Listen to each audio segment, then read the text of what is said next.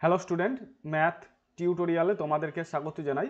আজকে আমি এই ভিডিওতে তোমাদের যে 50 নম্বরের মডেল অ্যাক্টিভিটি টাস্ক দেওয়া হয়েছে প্রত্যেকটা বিষয়ের উপর, সেই প্রত্যেকটা বিষয়ের মধ্যে আমি তোমাদের এই ভিডিওতে গণিত আলোচনা করব, তারপরে তোমাদের আলোচনা করবে ভৌত বিজ্ঞান, তারপরে শেষে আমি আলোচনা করব তোমাদের জীবন বিজ্ঞান। তো তোমরা ভিডিওটা প্রথম থেকে শেষ পর্যন্ত দেখতে থাকো, আশা হচ্ছে তোমাদের ভিডিওটা ভালো লাগবে। তো বুঝতে পারছো, একটা ভিডিওর মাধ্যমে আমি তোমাদের গণিত, ভৌত বিজ্ঞান আর জীবন বিজ্ঞান আলোচনা করব, তাই ভিডিওটা একটু বড় হবে। তো তোমরা একটু ধৈর্য সহকারে দেখতে থাকো। তো আমি যে প্রশ্নের উত্তরগুলো বানিয়েছি তোমাদের জন্য, এইগুলো একদম 100% সঠিক উত্তর। তোমরা দেখলে বুঝতে পারবে যে এইগুলো কতটা সঠিক উত্তর। তো এইখানে যতগুলো প্রশ্ন দেওয়া হয়েছে, মানে তোমাদের গণিত বা ভৌত বিজ্ঞান বা জীবন বিজ্ঞান, ইতিহাস, ভূগোল, যে তোমাদের 7টা সাবজেক্ট আছে, প্রত্যেকটা সাবজেক্টে যে 50 নম্বরের মডেল অ্যাক্টিভিটি টাস্ক দেওয়া হয়েছে, তো সমস্ত প্রশ্নগুলোই কিন্তু তোমাদের পার্ট 4, পার্ট 5 আর পার্ট 6-এ তোমরা করে এসেছো। ঠিক আছে? তো আমি তোমাদের একে একে দেখাচ্ছি। প্রথমে আমি আলোচনা করব গণিত, তারপরে দেখতে পাচ্ছ এগুলো পুরো তোমাদের গণিতের কোয়েশ্চেন। ঠিক আছে? তো আমি এগুলো সমাধান করে দিয়েছি এই ভিডিওর মাধ্যমে।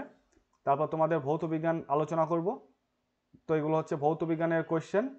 সব শেষে আমি আলোচনা করব তোমাদের জীবন বিজ্ঞান। ঠিক আছে? তো একটা ভিডিওর মাধ্যমে আমি তোমাদের ভৌত বিজ্ঞান, জীবন বিজ্ঞান আর গণিত আলোচনা করব। তো ভিডিওটা তোমরা প্রথম থেকে শেষ পর্যন্ত একদম ধৈর্য সহকারে দেখতে থাকো। কি বলেছে দেখো, নিচের প্রশ্নগুলির উত্তর লেখো। একের দাগের বলেছে বহুমুখী উত্তরধর্মী প্রশ্ন, মানে এর আন্ডারে, মানে প্রত্যেকটা প্রশ্নের আন্ডারে 4টে করে অপশন আছে। সেই 4টে অপশনের মধ্যে তোমাদেরকে একটা করে বেছে নিয়ে লিখতে হবে। এইরকম দেখো 8টা দেওয়া আছে, প্রত্যেকটার জন্য 1 নম্বর আছে, তাহলে 8টা কি 8 হয়। তো 1 নম্বরটা কি বলেছে দেখো, বাস্তব সহগযুক্ত একচল বিশিষ্ট দ্বিঘাত সমীকরণটি হলো। এই 4টের মধ্যে কোনটা দ্বিঘাত সমীকরণ? একচল বিশিষ্ট। দ্বিঘাত মানে কোনো সংখ্যা, কোনো চলরাশি, ধরো এক্স লিখলাম, তার ঘাতটা 2 হবে। ঠিক আছে? 3 হলে কিন্তু সেটা দ্বিঘাত হবে না। এগুলো আমি তোমাদের দ্বিঘাত সমীকরণ যখন করিয়েছিলাম তখন আলোচনা করে দিয়েছি। তো তোমরা আমার চ্যানেলে অবশ্যই তোমাদের ম্যাথের সমাধান দেখে নিতে পারো। এছাড়াও তোমাদের জীবনবিজ্ঞান, ভৌতবিজ্ঞান, ইতিহাস, ভূগোল, এগুলোরও কিন্তু আমি চ্যাপ্টার ওয়াইজ এমসিকিউ আলোচনা করেছি। তো তোমরা চাইলে অবশ্যই দেখে নিতে পারো। তো এই 4টের মধ্যে কোনটা দ্বিঘাত সমীকরণ? দেখো, এরটা আছে x into x square minus 1 minus 3x সমান 0। দেখো, এক্সটা যদি গুণ করে দাও তাহলে হবে এক্স কিউ, তাই না? এক্স এর সঙ্গে এক্স স্কোয়ার গুণ করলে X cube, minus X minus 3x সমান 0। তাহলে এখানে দেখো এক্স এর কিউ টার্ম চলে আসছে, তাই এটা দ্বিঘাত সমীকরণ নয়। এটা দেখো এক্স এর স্কোয়ারের সঙ্গে যদি এটা গুণ করা হয় এক্স এর 4 হবে, তাই এটাও দ্বিঘাত সমীকরণ নয়। এইটা দেখো দ্বিঘাত সমীকরণের আকার, আর এটা তো নয়ই, কারণ এখানে স্কোয়ারের কোনো টার্ম নেই। তো এটা হচ্ছে সঠিক উত্তর। দেখো আমি খাতার মধ্যে লিখেছি, তোমরা এইভাবে লিখবে। বাস্তব সহগযুক্ত একচল বিশিষ্ট দ্বিঘাত সমীকরণটি হলো x into x minus 1 minus x সমান 0। দেখো আমি এখানে করে দেখিয়েছি, x into x minus 1 minus x সমান 0। তো এক্সটা গুণ করে দিলাম, তাহলে এক্স স্কোয়ার মাইনাস এক্স এর সঙ্গে 1 গুণ করলে এক্স, আর এখানে মাইনাস এক্স যেমন আছে বসিয়ে দিলাম, সমান 0। তাহলে এক্স স্কোয়ার মাইনাস দেখো এক্স আর এক্স এ যোগ করলে 2x হবে, সমান 0। এটাই X square plus B X plus C সমান 0 আকারের। তার জন্য এটা দ্বিঘাত সমীকরণ হলো। কি করে X square plus B X plus C আকারে হচ্ছে? দেখো, এক্স স্কোয়ার মাইনাস 2x আছে, শেষে ধরো আমি লিখলাম প্লাস 0 লিখলাম, বা 0 ইন্টু 2 লিখলাম, সমান 0 লিখলাম, এটা তো লিখতে পারি। তাহলে এটা দেখো X square plus B X plus C সমান 0 আকারের। এ মানে কত? এ মানে এর জায়গায় কিছু নেই, মানে 1 আছে। বি মানে কত? -2। আর সি মানে কত? 0। ঠিক আছে? তো তোমরা অবশ্যই আমি যেভাবে করেছি তোমরা এইভাবে করবে, একদম এটা করবে, তারপর এটা রাতে দেখাবে। ঠিক আছে? এবার 2 নম্বরটা কি বলেছে দেখো, 2x মাইনাস 2 আর এক্স প্লাস 3 সমান 0 সমীকরণটির বীজ দুটি হলো। তো এই 4টে অপশনের মধ্যে কোনটা? দেখো, 2x মাইনাস 2 আর এক্স প্লাস 3 সমান 0, এর অর্থ হচ্ছে এইটা সমান 0 একবার, আর এইটা সমান 0, মানে এক্স প্লাস 3 সমান 0। তো এখানে লিখতে পারি আমরা 2x সমান, ডান দিকে আমি -2টাকে নিয়ে যাচ্ছি, তাহলে শুধু 2 হবে, তাহলে x সমান হবে 2/2 মানে 1। আর এখানে হবে x সমান প্লাস 3টাকে ডান দিকে নিয়ে গেলে -3, তাহলে 1, -3 যে অপশন আছে সেটা হবে সঠিক উত্তর। দেখো অপশন সিতে আছে, তাই অপশন সিটা হয়ে যাবে সঠিক উত্তর। দেখো আমি খাতার মধ্যে লিখেছি 2x - 2 x + 3 = 0। সমীকরণের বীজ দুটি হলো 1, -3। আর ডান দিকে যেমনভাবে করে দিয়েছি তোমরা এভাবেই কিন্তু করবে, ঠিক আছে। এবার 3 নম্বরটা কি বলেছে দেখো, বার্ষিক 10% সরল সুদের হারে 50 টাকার 2 বছরের সুদ ওই একই হারে 100 টাকার 1 বছরের সুদের দ্বিগুণ না অর্ধেক না 1/4 না সমান। দেখো উত্তরটা আমি কি করে করেছি, আমরা I = PTR/100 সূত্র ধরে কিন্তু করেছি। তো এই ক্ষেত্রে একবার সুদ বের করব আর এই ক্ষেত্রে একবার সুদ বের করব, দিয়ে দেখব দ্বিগুণ না অর্ধেক না 1/4 না সমান হচ্ছে। দেখো আমি করেছি, প্রথম ক্ষেত্রে I = PTR/100। তো P মানে বলা আছে 50 আর T মানে বলা আছে 2 আর R মানে বলা আছে 10। তো বসিয়ে দিলাম, কাটাকাটি করে দেখছি 10 টাকা হচ্ছে। আর দ্বিতীয় ক্ষেত্রে I2 = PTR/100, P মানে হচ্ছে 100, দেখো 100 আর T মানে হচ্ছে 1, বসিয়ে দিলাম। আর সুদের হার দেখো 10%, একই হারে বলেছে, তাহলে 10 বসিয়ে দিলাম, কাটাকাটি করে দেখছি 10 টাকা। তাহলে আমরা কি লিখতে পারি, বার্ষিক 10% সরল সুদের হারে 50 টাকার 2 বছরের সুদ ওই একই হারে 100 টাকার 1 বছরের সুদের সমান, ঠিক আছে। তাই অপশন ডিটা হয়ে যাবে সঠিক উত্তর। তারপরে দেখো, তো এখানে সিটা ছিল সঠিক উত্তর, এখানে ছিল সি, এখানে ছিল ডি। এবার চারেরটা কি বলেছে দেখো, ও কেন্দ্রীয় বৃত্তের পি কিউ ও আর এস দুটি সমান দৈর্ঘ্যের জ্যা। ও বিন্দু থেকে পি কিউ জ্যায়ের দূরত্ব 8 সেমি হলে ও বিন্দু থেকে আর এস জ্যায়ের দূরত্ব হবে। মানে ধরো এই একটা বৃত্ত, এই বৃত্তের এটা তো কেন্দ্র, এবার এই দিকে যে জ্যাটা টেনেছি এর যা দৈর্ঘ্য, এই দিকের জ্যাটা তার দৈর্ঘ্য একই, ঠিক আছে। তো এইখান থেকে বলেছে এটার নাম দিলাম ধরো পি কিউ আর এটার নাম দিলাম ধরো আর এস। তো এই ও থেকে পি কিউ এর দূরত্ব ধরো এই দূরত্বটা বলা আছে 8, তাহলে আমাদের এই দূরত্বটা বের করতে বলেছে। তাহলে এটা কত হবে, এটা 8 হবে, কারণ এইটা এটা যদি একই হয় দৈর্ঘ্যের, মানে এই জ্যা দুটো কিন্তু কেন্দ্র থেকে সমান দূরত্বে আছে। তো এটা যদি 8 হয় এই দিকটাও কিন্তু 8 হবে। তো অ্যান্সার হবে এরটা। তো তোমরা কিভাবে লিখবে, তোমরা প্রথমে ছবিটা আঁকবে, ঠিক আছে। পি কিউ আর এস, এখানে ও দেবে, উপরে এম নিচে এন দিয়ে লিখবে, যেহেতু পি কিউ সমান আর এস মানে এইটার এটা একই, অতএব আমরা লিখতে পারি ও এম সমান ও এন। অতএব ও বিন্দু থেকে আর এস জ্যায়ের দূরত্ব 8 সেমি। আশা করছি তোমাদের বোঝা গেছে। তো চলো এবার আমরা 5 নম্বর অঙ্কটাই যাব। 5 নম্বরটা কি বলেছে দেখো, ও কেন্দ্রীয় বৃত্তের বহিস্থ পি বিন্দু থেকে অঙ্কিত স্পর্শক বৃত্তকে কিউ বিন্দুতে স্পর্শ করে। ও কিউ সমান 9 সেমি এবং পিও সমান 15 সেমি হলে পি কিউ এর দৈর্ঘ্য হবে এই 4টে অপশনের মধ্যে কোনটা। দেখো সমাধানটা এখানে আমি করেছি। তো প্রথমে বৃত্তটা এঁকেছি, এইখান থেকে আরম্ভ করে এতটা পি দিলাম বাইরে, আর পি কিউটা হচ্ছে স্পর্শক। তো ও পি এর দৈর্ঘ্য হচ্ছে 15 আর পি কিউ এর দৈর্ঘ্য হচ্ছে আমাদের বের করতে হবে। তো তোমরা নিশ্চয়ই জানো যে কোনো বৃত্তের স্পর্শকটা তার ব্যাসার্ধের সঙ্গে 90 ডিগ্রি কোণ উৎপন্ন করে, মানে এটা হচ্ছে 90 ডিগ্রি। তো 90 ডিগ্রি যদি হয়, এটা হয়ে যাবে লম্ব, এটা হয়ে যাবে ভূমি, আর এটা হয়ে যাবে অতিভুজ, ঠিক আছে। তো আমাদের লম্বর মানটা বের করতে হবে। তো লম্ব মানে আমরা কি জানি, রুট অতিভুজের স্কোয়ার মাইনাস ভূমি স্কোয়ার, ঠিক আছে। তো অতিভুজের স্কোয়ার মানে অতিভুজ হচ্ছে 15, তাই 15 স্কোয়ার মাইনাস ভূমি মানে 9 স্কোয়ার, ঠিক আছে। তো অপশন বিটা হয়ে যাবে সঠিক উত্তর।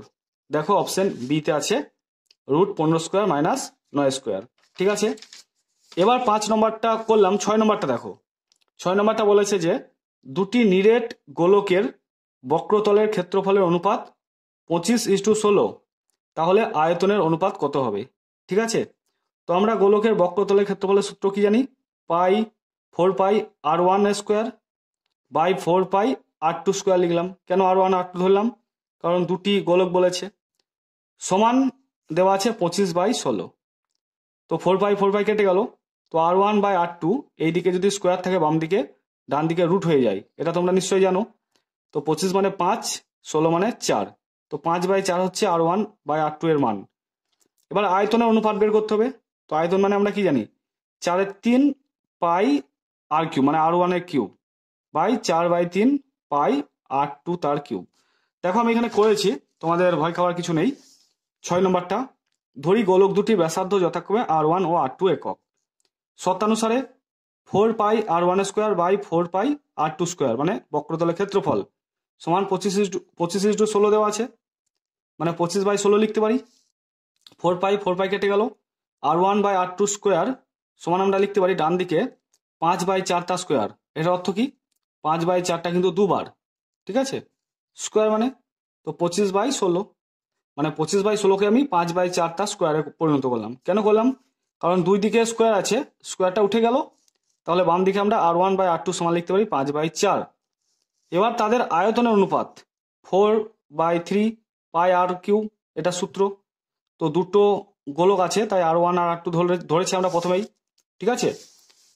তো আমরা এটা বাই আকারে আছে, 4/3 পাই কেটে গেল দুই দিকেই, তাহলে R1 তার কিউব বাই R2 তার কিউব। তো এটা বাই আকারে লিখলাম।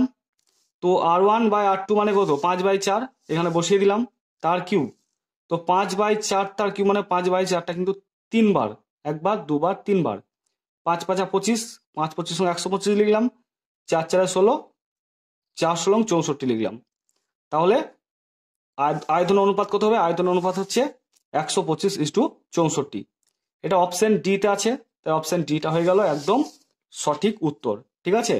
তো আমি যে অঙ্কগুলো করেছি এইগুলো 100% সঠিক উত্তর, তোমরা নিশ্চিত লিখে নিতে পারো, কোনো অসুবিধা নেই। এবার আমি তোমাদের 7 নম্বরটা দেখাচ্ছি। কি বলেছে দেখো, দুটি বৃত্ত পরস্পরকে সি বিন্দুতে বহিঃস্পর্শ করে। এ বি বৃত্ত দুটির একটি সাধারণ স্পর্শক বৃত্ত দুটিকে এ ও বি বিন্দুতে স্পর্শ করে। কোণ এ সি বি এর পরিমাপ হলো। তো এটা তোমরা ডাইরেক্ট উত্তর করবে 90 ডিগ্রি, ঠিক আছে। তো তোমাদের বইয়ে দেওয়া আছে দেখবে এটা, তো 90 ডিগ্রি আনসার করবে। তারপরে 8 নম্বরটা কি বলেছে দেখো, একটি নিরেট অর্ধগোলকের সমগ্রতলের ক্ষেত্রফল 147 পাই বর্গ সেমি হলে উহার ব্যাসার্ধ হবে এই 4টে অপশনের মধ্যে কোনটা? তো চলো আমি তোমাদের উত্তরটা দেখাচ্ছি। দেখো উত্তরটা আমি লিখেছি, ধরি নিরেট অর্ধগোলকের ব্যাসার্ধ আর সেমি। নিরেট অর্ধগোলকের সমগ্রতলের ক্ষেত্রফল সমান 3 পাই আর স্কোয়ার বর্গ সেমি, ঠিক আছে। তো দেখো এখানে বলা আছে সমগ্রতলের ক্ষেত্রফল মানে হচ্ছে 147 পাই। তো আমরা ধরে নিলাম 3 পাই আর স্কোয়ার সূত্র অনুসারে। এবার এইটা মানে আমি লিখতে পারি 147 পাই। তো আর স্কোয়ার সমান 147 পাই বাই 3 পাইটা নিচে নেমে গেল, পাই পাই কেটে গেল, 147কে 3 দিয়ে ভাগ করে দেখছি 49। তাহলে আর সমান লিখতে পারি প্লাস মাইনাস স্কোয়ার রুট 49। এইদিকে স্কোয়ারটা ডান দিকে গেলে স্কোয়ার রুট হয়ে যায়। তো প্লাস মাইনাস 7 হচ্ছে, তো আর এর মান ঋণাত্মক হতে পারে না, তাই আমি পজিটিভ মানটা নিলাম, মানে প্লাস মানটা নিলাম। তাহলে ব্যাসার্ধ হচ্ছে 7 সেমি। তো অ্যান্সার অপশন সিতে আছে 7 সেমি। দেখো অপশন সিতে আছে 7 সেমি, ঠিক আছে। এবার আমি তোমাদের 2-এর দাগেরগুলো দেখাবো। 2-এর দাগের কি বলেছে দেখো, সত্য বা মিথ্যা লেখো। তো 8টা দেওয়া আছে দেখতে পাচ্ছ, প্রত্যেকটার জন্য 1 নম্বর করে আছে, দিয়ে মোট 8 নম্বর আছে। তো 2-এর 1-এরটা কি বলেছে দেখো, একটি ঘনকের প্রতিটি ধারের দৈর্ঘ্য অর্ধেক করা হলে ঘনকটির আয়তন প্রথম ঘনকের আয়তনের 1/8 অংশ হবে। তো আমরা দেখে নেব এটা সত্য না মিথ্যা। দেখো আমি এখানে লিখেছি, ধরি ঘনকের ধারের দৈর্ঘ্য সমান এ একক, ঘনকের আয়তন V1 সমান এ কিউব ঘন একক। আবার ধারের দৈর্ঘ্য অর্ধেক করা হলে আগে এ ছিল, এখন a/2 হবে। ঘনকের আয়তন এখন V2 সমান কি হবে? এইটার কিউ হবে। তো a/2 তার কিউ মানে হচ্ছে a/2টা কিন্তু 3 বার, ঠিক আছে। তাহলে এ এ এ যদি গুণ করা হয় এ কিউ হবে, আর 2 × 4, 4 × 8 হবে। তো এ কিউব বাই 8 হলো। তো এ কিউব বাই 8 সমান আমি লিখতে পারি এ কিউব মানে হচ্ছে V1, তাই না। দেখো V1 মানে হচ্ছে এ কিউব, বসিয়ে দিলাম বাই 8। তাহলে প্রথমটির 1/8 অংশ হচ্ছে না? হচ্ছে না, অবশ্যই হচ্ছে, কারণ এটা মানে হচ্ছে V1 গণিত 1/8। তাহলে প্রথমটির 1/8 অংশ হচ্ছে, তাই লিখেছি দেখো, অতএব ঘনকটির আয়তন প্রথম ঘনকের আয়তনের 1/8 অংশ হবে। এটা কিন্তু সত্য, ঠিক আছে। তো আমি যেভাবে করেছি তোমরা এইভাবে করবে। তোমরা হয়তো আমাকে প্রশ্ন করতে পারো যে 1 নম্বরের অথচ কি এতগুলোই লেখার আমাদের দরকার আছে? দেখো আমি যদি এতটা না বের করতাম, মানে যেটা তোমাদের জন্য করে দেখালাম আমি, তাহলে তো আমি এক কথায় বলতে পারতাম না সত্য না মিথ্যা, তাই না। তুমি ইতিহাস ভূগোলের ক্ষেত্রে একটাতে টিক মেরে দিলে হয়ে গেল, কিন্তু অঙ্কের ক্ষেত্রে কিন্তু এমসিকিউ গুলো করা একটু কঠিন, কারণ তোমাকে বের করতে হবে, দিয়ে উত্তরটা বের করতে হবে, তাই না। দেখতে পাচ্ছ পুরোটা লিখলাম, খুঁজে বের করলাম সঠিক হচ্ছে কিনা, দিয়ে সত্য বা মিথ্যা বললাম।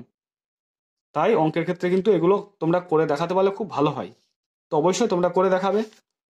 তারপরে দুয়েরটা কি বলেছে দেখো, a/2 সমান b/3 সমান c/4 হলে a:b:c সমান 4:3:2 হবে। দেখো আমি এখানে করেছি, এটা এক লাইনে চলে এসেছে। a/2 সমান b/3 সমান c/4 হলে a:b:c সমান 4:3:2 হবে।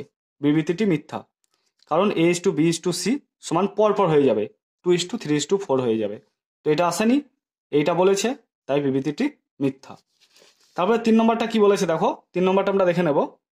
3 নম্বরটা বলেছে যে আসল p টাকা এবং বার্ষিক চক্রবৃদ্ধি সুদের হার r% হলে দ্বিতীয় বছরের মূলধন PR/100 টাকা হবে। দেখো আমি এখানে করেছি, মানে যেটা লেখা আছে, আসল p টাকা বার্ষিক চক্রবৃদ্ধি সুদের হার r% হলে দ্বিতীয় বছরের মূলধন হবে PR/100 টাকা। এটা কিন্তু মিথ্যা, কারণ দ্বিতীয় বছরের মূলধন হতো p × 1 + r/100 এই টাকাটা। তো এটা তো বলা নেই, এখানে বলা আছে PR/100, তাই এটা মিথ্যা হয়ে গেল। ঠিক আছে, এবার 4 নম্বরটা কি বলেছে দেখো, এখানে একটা ছবি দেওয়া আছে, ওটা হচ্ছে বৃত্তের কেন্দ্র দিয়ে কি বলেছে দেখো, চিত্রে ও কেন্দ্র বিশিষ্ট বৃত্তে AB একটি ব্যাস। তো ABটা হচ্ছে একটি ব্যাস, বৃত্তের ভেতরে কিউ একটি বিন্দু, এই কিউটা হচ্ছে একটি বিন্দু। তাহলে কোণ AQB, মানে AQB এই কোণটা সর্বদা সূক্ষ্মকোণ। সূক্ষ্মকোণ বলতে 90 ডিগ্রি থেকে ছোট। এটা কিন্তু মিথ্যা, কারণ সর্বদা সূক্ষ্মকোণটা হবে না। সর্বদা সূক্ষ্মকোণ না হয়ে এটা স্থূলকোণ হতে পারে, মানে 90 ডিগ্রি থেকে বেশি হতে পারে, তাই বিবৃতিটি কিন্তু মিথ্যা। তো তোমাদের কিছু করার দরকার নেই, তোমরা ছবিটা আঁকবে, এই কথাগুলো লিখবে, তীরচিহ্ন দিয়ে লিখে দেবে মিথ্যা। তারপরে এটা 5 নম্বর হতো, ভি দিয়ে দিয়েছে এখানে। ঠিক আছে, তো ত্রিভুজ ABC এর BC বাহুর উপর ডি এমন একটি বিন্দু যে AD লম্ব BC। সুতরাং ত্রিভুজ ABD ও ত্রিভুজ CAD এই চিহ্নটা বোঝাচ্ছে সর্বসম। তো এটা কিন্তু মিথ্যা। কেন মিথ্যা দেখো, আমি এখানে তোমাদেরকে একটু বোঝাই। তো এখানে ত্রিভুজটা প্রথমে এঁকেছি, দেখো এই ত্রিভুজের BC বাহুর উপর এই ADটা লম্ব এঁকেছে। ঠিক আছে, তাহলে ABD মানে এইটার এটা কি সমান হবে? সমান হবে না, তাই মিথ্যা। কেন সমান হবে না? কারণ এই ত্রিভুজটা তো কি সেটা বলা নেই। এটা যদি সর্বসম বলতো, মানে সর্বসম বলছি সরি, সমবাহু ত্রিভুজ বলতো, তাহলে আমরা কিন্তু সর্বসম বলতে পারতাম, কারণ এই দিকটা এই দিকটা সমান হয়ে যেত। তো এটা তো সমবাহু ত্রিভুজ বলেনি, তাই আমরা এটা বিবৃতিটা মিথ্যা বলে দেব। ঠিক আছে, এবার 6 নম্বরটা কি বলেছে দেখো, শুভেন্দু ও নৌসদ যথাক্রমে 1500 টাকা এবং 1000 টাকা দিয়ে একটি ব্যবসা শুরু করেন। 1 বছর পরে ব্যবসায় 75 টাকা ক্ষতি হলে শুভেন্দুর ক্ষতি হয় 30 টাকা। তো চলো এটার উত্তর আমি তোমাদেরকে দেখাচ্ছি। দেখো আমি এখানে করেছি 2-6, শুভেন্দু ও নৌসদের মূলধন অনুপাত 1500:1000। তো দুটো শূন্য কেটে গেল, তাহলে 15:10 পড়ে আছে। আবার আমি 5 দিয়ে কাটছি, তাহলে 3×5 = 15, এটাকে 5 দিয়ে কাটলে 5×2 = 10 হয়। 1 বছর পরে ব্যবসায় ক্ষতি হলো 75 টাকা। শুভেন্দুর ক্ষতি কত হবে? দেখো এখান থেকে যদি আমি শুভেন্দুর ক্ষতি বের করি, তাহলে 3 লিখবো উপরে, বাই নিচে এই দুটো যোগ হয়ে যাবে, তাহলে 5। এবার গুণ 75, তাহলে ক্ষতি হচ্ছে 45 টাকা। ঠিক আছে, কি বললাম বুঝতে পেরেছো? যদি নৌসদের ক্ষতি বলে তাহলে 2/5 × 75 হতো। ঠিক আছে, তো এখানে বলেছে দেখো 1 বছর পরে ব্যবসায় 75 টাকা ক্ষতি হলে শুভেন্দুর ক্ষতি হয় 30 টাকা, কিন্তু আমরা দেখছি শুভেন্দুর ক্ষতি 45 টাকা, তাই বিবৃতিটি মিথ্যা। এবার আমরা দেখে নেব 7 নম্বরটা কি বলেছে দেখো, এখানে একটা ত্রিভুজ দেওয়া আছে PQR SRT, এখানে মধ্যবিন্দু। এবার বলেছে ST সমান্তরাল QR, মানে STটা সমান্তরাল QR হলে PQ/PS, মানে এই PQ/PS সমান PR/PT হবে। ঠিক আছে, তো এটা সত্য না মিথ্যা? এটা কিন্তু সত্য হবে। ঠিক আছে, তো এটা তোমাদের বইয়ে আছে, সদৃশ্যতা যে উপপাদ্য আছে সেখানে তোমরা দেখতে পাবে। তো এটা সত্য হবে, তোমরা খাতার মধ্যে যেমনটা আছে সেইভাবে করবে। দেখো আমি এখানে করেছি, দিয়ে তীরচিহ্ন দিয়ে লিখে দেবে সত্য। ঠিক আছে, এবার আমি তোমাদের 2-8 নম্বরটা দেখাচ্ছি। কি বলেছে দেখো, শঙ্কুর তির্যক উচ্চতা শঙ্কুর উচ্চতা দ্বিগুণ হলে শঙ্কুর ব্যাসার্ধ হবে উচ্চতার 3 গুণ, মানে √3 গুণ।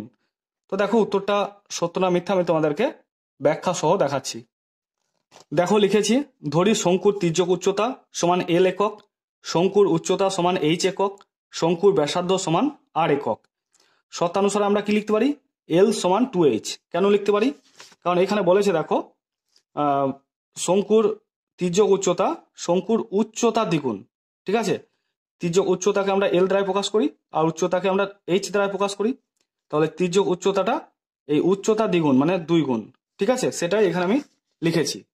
এবার দুই দিকেই বর্গ করে দিলাম, তাহলে বাম দিকে হচ্ছে এল স্কোয়ার আর ডান দিকে 2h তার স্কোয়ার। তাহলে বাম দিকে এল স্কোয়ার সমান ডান দিকে 2h তার স্কোয়ার, মানে 2hটা দুবার, 2 2 4, এইচ স্কোয়ার, সেটা লিখলাম। এবার এল স্কোয়ার মানে আমরা কি জানি? এইচ স্কোয়ার প্লাস আর স্কোয়ার, সেটা বসিয়ে দিলাম।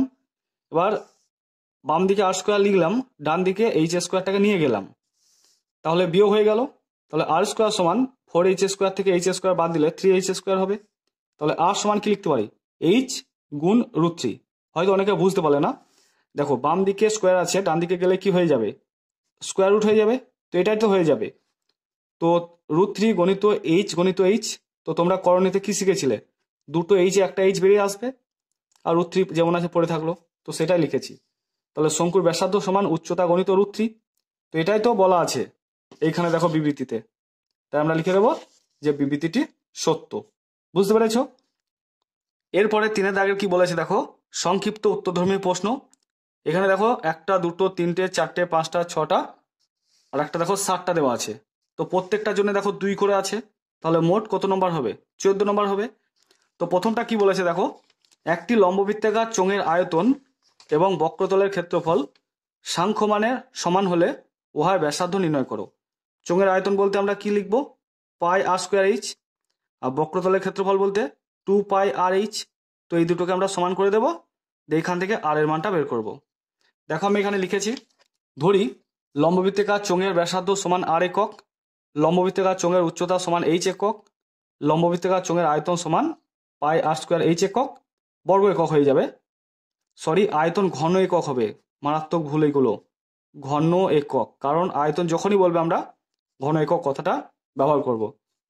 তারপরে দেখো লম্ববৃত্তাকার চোঙের বক্রতলের ক্ষেত্রফল সমান 2 পাই আর এইচ বর্গ একক। ঠিক আছে, এবার এই দুটো সমান করে দেব, সমান করে দিলাম।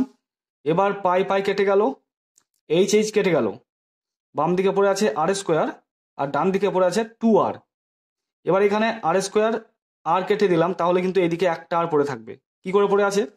আর স্কোয়ার মানে আর গণিত আর, আর ডান দিকে 2 গণিত আর, তাহলে একটা আর কেটে গেল, তাহলে আর তো পড়ে আছে, তাহলে বাম দিকে আর সমান 2, অতএব চোঙটির ব্যাসার্ধ সমান 2 একক। তো এই হলো সঠিক উত্তর। এবার আমি তোমাদের 3-এর 2 নম্বরটা দেখাবো। 3-এর 2 নম্বরটা কি বলেছে? দেখাও যে মিশ্র দ্বিঘাত করণী 7 - √2 এর অনুবন্ধী করণী হলো 7 + √2। ঠিক আছে, মিশ্র দ্বিঘাত করণী 7 - √2 এর অনুবন্ধী করণী হলো 7 + √2। এটা আমাদেরকে দেখাতে হবে। দেখো আমি এখানে লিখেছি প্রমাণ বলে, কোনো মিশ্র দ্বিঘাত করণীর করণী নিরসক উৎপাদকের সঙ্গে ওই করণীর যোগফল ও গুণফল উভয়ই যদি মূলদ সংখ্যা হয় তবে তাকে ওই মিশ্র দ্বিঘাত করণীর অনুবন্ধী করণী বলা হয়। মানে কি বলেছে? কোনো মিশ্র দ্বিঘাত করণীর করণী নিরসক উৎপাদকের সঙ্গে ওই করণীর আমরা কি করব? যোগফল করব আর গুণফল করব। যদি দুটোই মূলদ সংখ্যা হয় তাহলে আমরা বলতে পারবো যে অনুবন্ধী করণী। এখানে দেওয়া আছে 7 - √2 + 7 + √2। দেখো দেওয়া আছে 7 - √2 আর 7 + √2, তো এদের আমি যোগ করলাম, তো 14 আসছে। দেখো 7 - √2 + 7 + √2, -√2 + √2 কেটে গেল, সাথে যোগ করলে 14, আর এটা গুণ করছি, তাহলে এটা a - b * a + b এর ফরম্যাটে চলে এসেছে। তাহলে আমরা a² - b² পাবো। দেখো a মানে হচ্ছে 7 আর b মানে হচ্ছে √2, তাহলে a² - b², a মানে হচ্ছে 7² আর b মানে হচ্ছে √2²। 7² মানে 49, √2 তার স্কোয়ার মানে √2টা কিন্তু দুবার। ঠিক আছে, তো √2 গণিত √2 মানে শুধু 2, তো সেটাই লিখলাম। তো 49 থেকে 2 বাদ দিলে কত হবে? 47 হবে। তো আমরা দেখতে পাচ্ছি যোগফল ও গুণফল মূলদ সংখ্যা এসেছে। দেখো যোগফলটা 14 এসেছে, এটা মূলদ সংখ্যা, আর গুণফলটাও 47 এসেছে, এটা মূলদ সংখ্যা। অতএব আমরা বলতে পারি 7 - √2 এর অনুবন্ধী করণী 7 + √2। ব্র্যাকেটে লিখে দেবো প্রমাণিত। ঠিক আছে, বা এখানে প্রমাণ তো আমি লিখেইছি, তাই এখানে প্রমাণিত না লিখলেও হবে। বুঝতে পেরেছো? এবার আমি তোমাদের 3-এর 3 নম্বরটা দেখাবো। তিনের 3 নম্বরটা কি বলেছে দেখো, একটি লম্ববৃত্তাকার শঙ্কুর উচ্চতা 12 সেমি এবং আয়তন 100 পাই ঘন সেমি হলে শঙ্কুটির ব্যাসার্ধের দৈর্ঘ্য কত তা নির্ণয় করো। দেখো, শঙ্কুর উচ্চতা বলেছে 12 সেমি আর আয়তন বলা আছে 100 পাই ঘন সেমি। আমরা শঙ্কুর আয়তনের সূত্রটা কি জানি, 1/3 পাই আর স্কোয়ার এইচ। এটা মানে বলা আছে দেখো 100 পাই, তাই না? এটা হচ্ছে আয়তন, আর আয়তন মানে বলা আছে 100 পাই। তো এখানে আমি এইচ এর মানটা বসিয়ে দেবো, এই এইচ এর মানটা, তাহলে পাই পাই কেটে যাবে, এইচ তো আমরা বসিয়ে দেবো, তাহলে আর এর মানটা কিন্তু পেয়ে যাব। দেখো আমি এখানে করেছি 3 এর 3।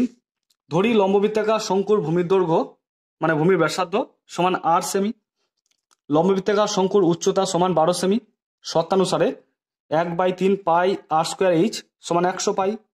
ঠিক আছে, 1/3 পাই আর স্কোয়ার ইন্টু এইচ মানে 12 বসিয়ে দিলাম, যেহেতু এইচ সমান 12 সেমি।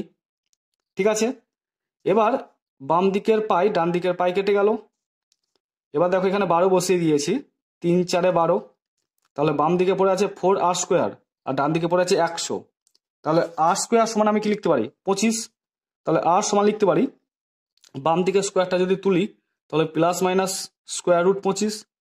তো 25 মানে আমরা কি লিখতে পারি, 5 গুণিত 5, তো দুটো 5-এ একটা 5 বেরিয়ে আসবে। তো ব্যাসার্ধের মানটা তো আর ঋণাত্মক হতে পারে না, তাই ব্যাসার্ধের মান হচ্ছে 5, মানে আর এর মান হচ্ছে 5। তো আমরা কি লিখবো, শঙ্কুটির ব্যাসার্ধের দৈর্ঘ্য কত লিখবো, অতএব শঙ্কুটির ব্যাসার্ধের দৈর্ঘ্য সমান 5 সেমি। বুঝতে পেরেছো? তো তোমরা অবশ্যই উত্তরটা খাতার মধ্যে লিখে নিও। তো চলো এবার আমি 3 এর 4 নম্বর অঙ্কটাই আসছি। 3 এর 4 নম্বরটা কি বলেছে দেখো, এক্স ভ্যারিজাস ওয়াই জেড এবং ওয়াই ভ্যারিজাস জেড এক্স হলে দেখাও যে জেড একটি অশূন্য ধ্রুবক। তো এখানে দুটো ভ্যারিজাস আছে, তো আমরা K1 আর K2 দুটো ভেদ ধ্রুবক কিন্তু ধরে নেব। দেখো 3 এর 4 নম্বরটা, এক্স ভ্যারিজাস ওয়াই জেড বা এক্স সমান K1 ওয়াই জেড, K1 হচ্ছে অশূন্য ভেদ ধ্রুবক, এটা 1 নম্বর নাম দিলাম। আবার ওয়াই ভ্যারিজাস জেড এক্স আছে, ওয়াই সমান K2 জেড এক্স, K2টা আমরা ধরে নেব অশূন্য ভেদ ধ্রুবক, এটা 2 নম্বর নাম দিলাম। এবার 1 আর 2 গুণ করে দিচ্ছি, মানে বাম দিকটা গুণ করে দিচ্ছি, এর বাম দিক এক্স আর এইটার বাম দিকে ওয়াই, তো এর বাম দিক গুণ করে দিলাম, আবার এর ডান দিক গুণ করে দিলাম। দেখো গুণ করেছি, তো এখানে আছে এক্স এখানে আছে ওয়াই, এক্স ওয়াই হবে সমান 1 নম্বরে K1 ওয়াই জেড আর 2 নম্বরে আছে দেখো K2 জেড এক্স, গুণ করছি, তাহলে এক্স ওয়াই হলো। আর ডান দিকে দেখো K1 K2 into Y Z Z square X, এই গুণটা এটা বুঝতে পেরেছো তো? K1 K2 লিখলাম, ওয়াই জেড গণিত জেড এক্স পড়ে আছে, যেহেতু আমি সামনে K1 K2 লিখেছি, তাহলে ওয়াই জেডে জেডে জেড স্কোয়ার এক্স, এটাই লিখলাম ওয়াই এক্স জেড স্কোয়ার।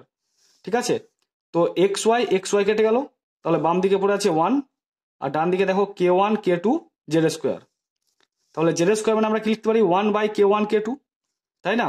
1 সমান K1 K2 জেড স্কোয়ার আছে, তাহলে জেড স্কোয়ার মানে আমরা কি লিখতে পারি, 1 এই K1 K2টা নিচে চলে আসবে, সেটা লিখেছি আমি। অতএব জেড সমান লিখতে পারি প্লাস মাইনাস স্কোয়ার রুট, বাম দিকে স্কোয়ারটা ডান দিকে স্কোয়ার রুট হয়ে যাবে। তো এই পুরো টার্মটা মানে হচ্ছে ধ্রুবক, কারণ K1 K2 মানে ধ্রুবক আমি অলরেডি ধরে নিয়েছি। বুঝতে পেরেছো? অতএব জেড একটি অশূন্য ভেদ ধ্রুবক, এটা প্রমাণ করে নিলাম, তাই আমি লিখে দিয়েছি প্রমাণিত। বুঝতে পেরেছো? এবার আমি 3 এর 5 নম্বরটা তোমাদেরকে দেখাবো। 3 এর 5 নম্বরটা কি বলেছে দেখো, 3 বন্ধু এ বি এবং সি একসঙ্গে কিছু মূলধন নিয়ে একটি বাস ক্রয় করেন। তারা ঠিক করেন যে মোট আয়ের 2/5 অংশ কাজের জন্য 3:2:2 অনুপাতে ভাগ করে নেবেন। কোনো এক মাসে যদি 29,260 টাকা আয় হয়, তাহলে তাদের কাজের জন্য এ এর আয় বি এর আয় থেকে কত বেশি? তো মোট ইনকাম হচ্ছে এক মাসে 29,260 টাকা, এটা আয়। এবার এই আয়ের 2/5 অংশ মানে 29,260 এর 2/5 অংশ আমাদের বের করতে হবে। বের করে যে টাকাটা হবে সেই টাকাটা 3 বন্ধু মানে এ বি সি 3:2:2 অনুপাতে কিন্তু ভাগ করে নেবে। বুঝতে পেরেছো? তো চলো আমি খাতা থেকে তোমাদেরকে দেখাচ্ছি আমি কিভাবে করেছি।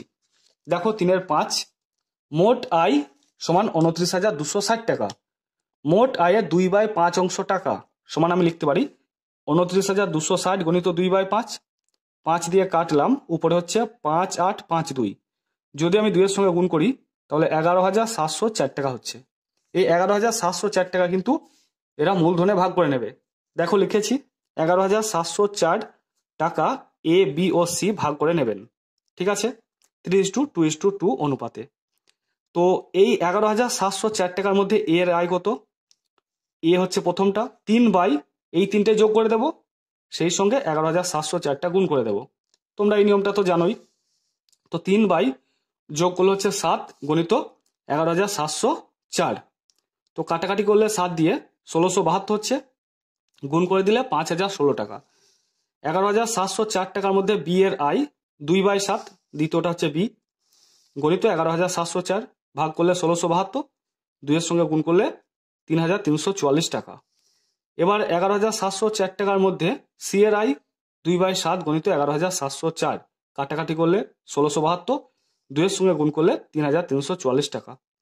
এবার এর আয় বি এর থেকে কত বেশি বলেছে, তাহলে এর আয় হচ্ছে 5,016, বি এর আয় হচ্ছে 3,344, বিয়োগ করে দিলাম 1672 টাকা বেশি।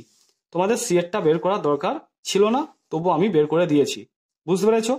আমাদের বলেছে এর আয় বি এর থেকে কত বেশি, তাহলে এ এর আয় আর বি এর আয় বের করে সেটা বিয়োগ করলেই তো আমরা পেয়ে যাব। তো সি এরটা বের করার দরকার নেই। তো তোমরা যদি কেউ বের করে রেখে দাও তাহলে কিন্তু কাটা নয়। ঠিক আছে, তো আমি বের করেছিলাম, কেটে দিলাম, আবার থাকলেও কোনো অসুবিধা কিন্তু ছিল না। এবার আমি তোমাদের 3-এর 6 নম্বর অঙ্কটা দেখাবো।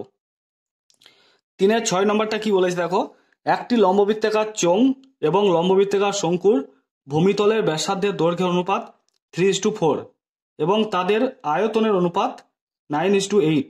চোঙ ও শঙ্কুর উচ্চতার অনুপাত নির্ণয় করো। তো চোঙের উচ্চতা সূত্রটা কি বলতো, পাই আর স্কোয়ার এইচ। আর শঙ্কুর আয়তনের সূত্রটা কি, 1/3 পাই আর স্কোয়ার এইচ। এটা হচ্ছে চোঙের আর এটা হচ্ছে শঙ্কুর। তো এটা অনুপাতটা লিখলাম। তো এইগুলো R1 দিলাম, R2 দিলাম, H1 দিলাম, H2 দিলাম, আলাদা আলাদা উচ্চতাগুলো আর ব্যাসার্ধটা আলাদা। এবার এই আয়তন অনুপাতটা হচ্ছে 9/8, মানে 9:8 বলেছে, তো 9/8। এবার R1/R2 আমরা বসিয়ে দেবো কত বলো তো, আমরা বসিয়ে দেব এই 3/4, এখানে 3/4টা বসিয়ে দেবো। তাহলে ক্যালকুলেশন করে আমরা H1/H2 কিন্তু বের করতে পারবো, তাই না? দেখো আমি এখানে করেছি, তোমরা দেখলে বুঝতে পারবে। ধরি লম্ববৃত্তাকার চোঙের ব্যাসার্ধ R1 একক, লম্ববৃত্তাকার চোঙের উচ্চতা H1 একক এবং লম্ববৃত্তাকার শঙ্কুর ভূমির ব্যাসার্ধ R2 একক, লম্ববৃত্তাকার শঙ্কুর ভূমির উচ্চতা H2 একক। এবার আয়তন হচ্ছে কত, পাই R1 স্কোয়ার H1, এটা চোঙের, কারণ আমরা এটা চোঙের ধরেছি, আর শঙ্কুর আমরা এটা ধরেছি, তাহলে 1/3 পাই R2 স্কোয়ার H2 ঘন একক। ঠিক আছে, শতানুসারে R1:R2 বলা আছে 3:4, দেখো এখানে বলা আছে। তো R1/R2 মানে লিখতে পারি 3/4 এবং পাই R1 স্কোয়ার H1 1/3 পাই R2 স্কোয়ার H2, এই আয়তন অনুপাতটা বলা আছে 9:8। আর বাই আকারে লিখলাম, এইটা বাই এটা লিখলাম, এইদিকেও ডান দিকে 9/8 লিখলাম। তো পাই পাই কেটে গেল, তো নিচের 3টা উপরে চলে গেল। কেন উপরে গেল, এটার অর্থ হচ্ছে উপরে 1 আছে, নিচে 1/3 আছে, মানে 1/1/3 আছে। তো ভাগটা যখনই গুণ হয়ে যাবে তখন উল্টে যায়, 3/1 হবে। তো 3/1, তার জন্য উল্টে গেল, উপরে 3 হয়ে গেল। ঠিক আছে, পাই পাই কেটে গেল, R1 square by R2 square লিখলাম, গণিত H1/H2 লিখলাম, সমান 9/8। 3 দিয়ে কাটলাম, 3 3, 3 3 9। এবার বাম দিকে দেখো R1/R2 তার স্কোয়ার করলাম, ইন্টু H1/H2 করলাম, সমান 3/8 করলাম। তো R1/R2 মানে এখানে দেখো আমরা পেয়েছি 3/4, এখানে বসিয়ে দিলাম, গণিত H1/H2। তো 3/4 স্কোয়ার মানে 3/4টা কিন্তু দুবার। ঠিক আছে, 3 3 9, 4 4 16, তো 9/16 লিখলাম, গুণ H1/H2 সমান 3/8। এবার বাম দিকে H1/H2 যেমন আছে লিখলাম, সমান ডান দিকে 3/8। এবার 16টা 3-এর সঙ্গে গুণ হবে আর 8-এর সঙ্গে 9টা গুণ হবে, কোনাকুনি গুণ করলে 9-এর সঙ্গে 8, 16-এর সঙ্গে 3, সেটা লিখলাম। 8 2 16, 3 3 9, তাহলে 2/3। তাহলে H1/H2 হচ্ছে 2/3। তাহলে H1:H2 সমান লিখতে পারি 2:3। অতএব চোঙ ও শঙ্কুর উচ্চতার অনুপাত 2:3। প্রথমটা হচ্ছে চোঙের উচ্চতা, দ্বিতীয়টা হচ্ছে শঙ্কুর উচ্চতা। তাহলে চোঙ ও শঙ্কুর উচ্চতার অনুপাত সমান 2:3। ঠিক আছে, আশা করছি তোমরা বুঝতে পেরেছো। এবার আমি তোমাদের 3-এর 7 নম্বরটা দেখাবো। কি বলেছে দেখো, যদি y ভ্যারিজাস x³ এবং y এর বৃদ্ধি 8:27 অনুপাতে হলে x এর বৃদ্ধি কি অনুপাতে হয় তা নির্ণয় করো। দেখো অঙ্কটা তোমাদেরকে আমি দেখাচ্ছি। দেখো অঙ্কটা আমি লিখেছি 3-এর 7, y ভ্যারিজাস x³ অতএব y সমান kx³। কেটা হচ্ছে অশূন্য ভেদ ধ্রুবক, এটা 1 নম্বর নাম দিলাম। ধরি যখন y এর বৃদ্ধি 8 তখন x এর বৃদ্ধি x1। ঠিক আছে, এখানে বলেছে যে 8:27 y এর বৃদ্ধি, তখন x কি অনুপাতে বৃদ্ধি পাই সেটা বের করতে বলেছে। তো y এর বৃদ্ধি যখন 8 তখন x এর বৃদ্ধি হচ্ছে x1। আবার যখন y এর বৃদ্ধি 27 এখানে 27 বলেছে, তখন x এর বৃদ্ধি x2। 1 নম্বর সমীকরণ থেকে কি পাবো, যদি আমি বসিয়ে দিই এই y এর জায়গায় 8 আর x এর জায়গায় x1, তাহলে হবে 8 সমান kx1 তার কিউব, এবং 27 আর x2 যখন বসিয়ে দেবো তখন পাবো 27 সমান kx2 তার কিউব। ঠিক আছে, এবার দুটোকে বাই আকারে লিখলাম। বাই আকার বলতে দেখো এইটা বাই এইটা লিখলাম। ঠিক আছে, সমান এই 8/27 লিখবো, মানে এইটা বাই এটা যদি করি তাহলে 8/27 করব। তাহলে কে কেটে গেল, x1/x2 তার কিউব, আর ডান দিকে 8/27 মানে 2 লিখতে পারি, বাই 3 লিখতে পারি, তার কিউব করতে পারি, মানে 2/3টা 3 বার যদি গুণ করা হয় তাহলে 8/27 কিন্তু হচ্ছে। তাহলে দুই দিকেই কিউব আছে, তো কিউব চলে গেল। তাহলে x1/x2 সমান আমরা লিখতে পারি 2/3। অতএব x1:x2 সমান 2:3। অতএব x এর বৃদ্ধির অনুপাত হচ্ছে 2:3। তো তোমরা অবশ্যই উত্তরটা ভিডিওটা থামিয়ে লিখে নাও বা ব্যাক করে করে লিখে নাও। ঠিক আছে, তো চলো এবার আমি তোমাদের 4-এর দাগেরগুলো দেখাবো।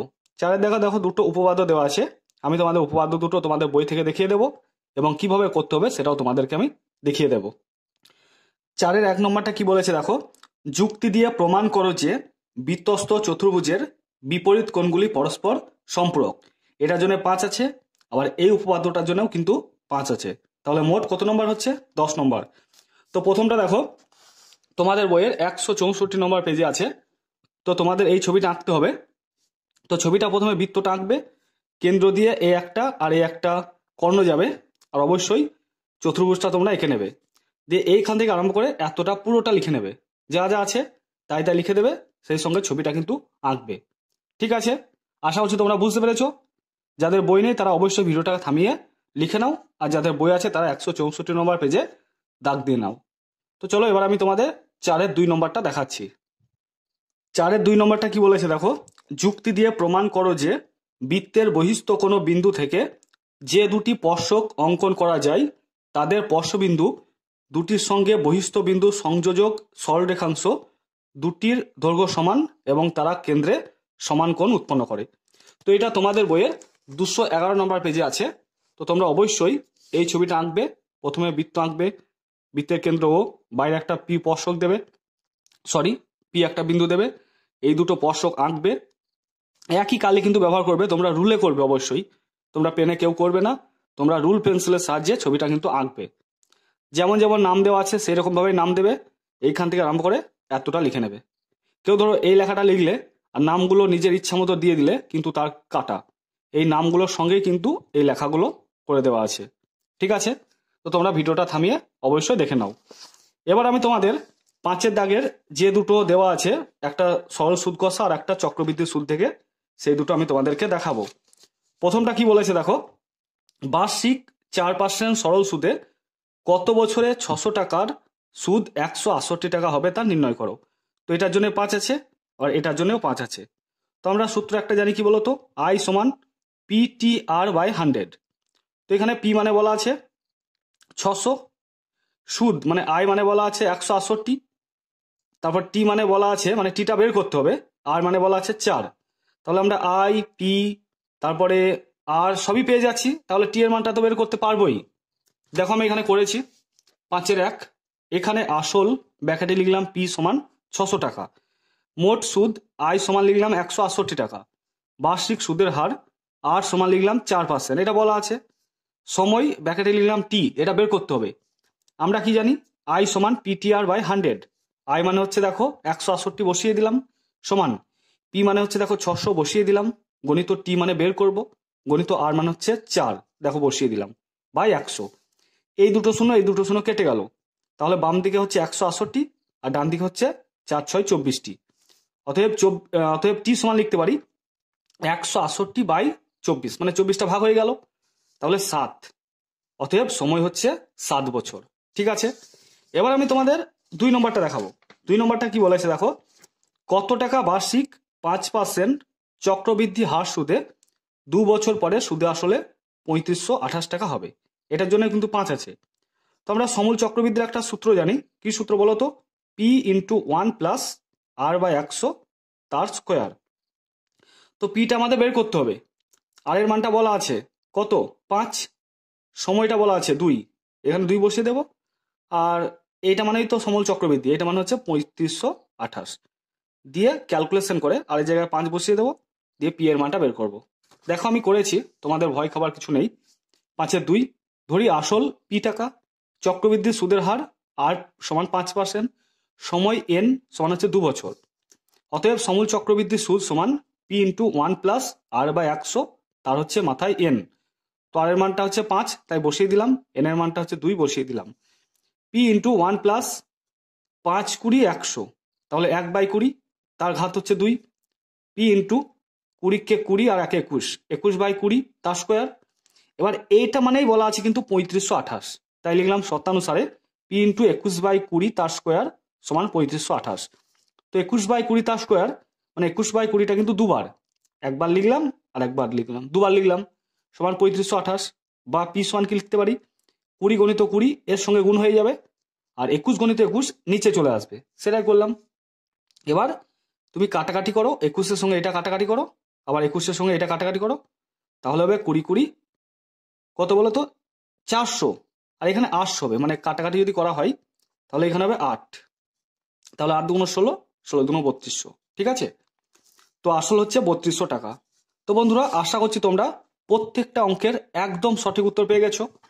1-এর দাগের কি বলেছে দেখো, ঠিক উত্তর নির্বাচন করো। 1.1-এরটা কি বলেছে, যেটি জীবাশ্ম জ্বালানি নয় সেটি হলো বায়োগ্যাস না পেট্রোল না ডিজেল না কয়লা, সঠিক উত্তর হয়ে যাবে বায়োগ্যাস। তারপরে 1.2-এরটা কি বলেছে দেখো, কোনো উত্তল লেন্সের ফোকাসের মধ্যে বস্তু রাখলে গঠিত প্রতিবিম্ব হবে অসৎ এবং সমশীর্ষ, মানে ঘয়েরটা হবে সঠিক উত্তর। তারপরে 1.3-এরটা কি বলেছে দেখো, যে যৌগটি আয়নীয় নয় তা হলো, সঠিক উত্তর হয়ে যাবে CH4, মানে মিথেন আয়নীয় যৌগ নয়। তারপর দেখো 1.4-এরটা কি বলেছে, যেটি মৃদু তড়িৎ বিশ্লেষ্য সেটি হলো অ্যাসিটিক অ্যাসিড, মানে অপশন ঘয়েরটা। তো তোমরা অবশ্যই উত্তরগুলো পুরো বাক্যে লিখবে। দেখো আমি তোমাদেরকে দেখাচ্ছি তোমরা কিভাবে উত্তরগুলো লিখবে।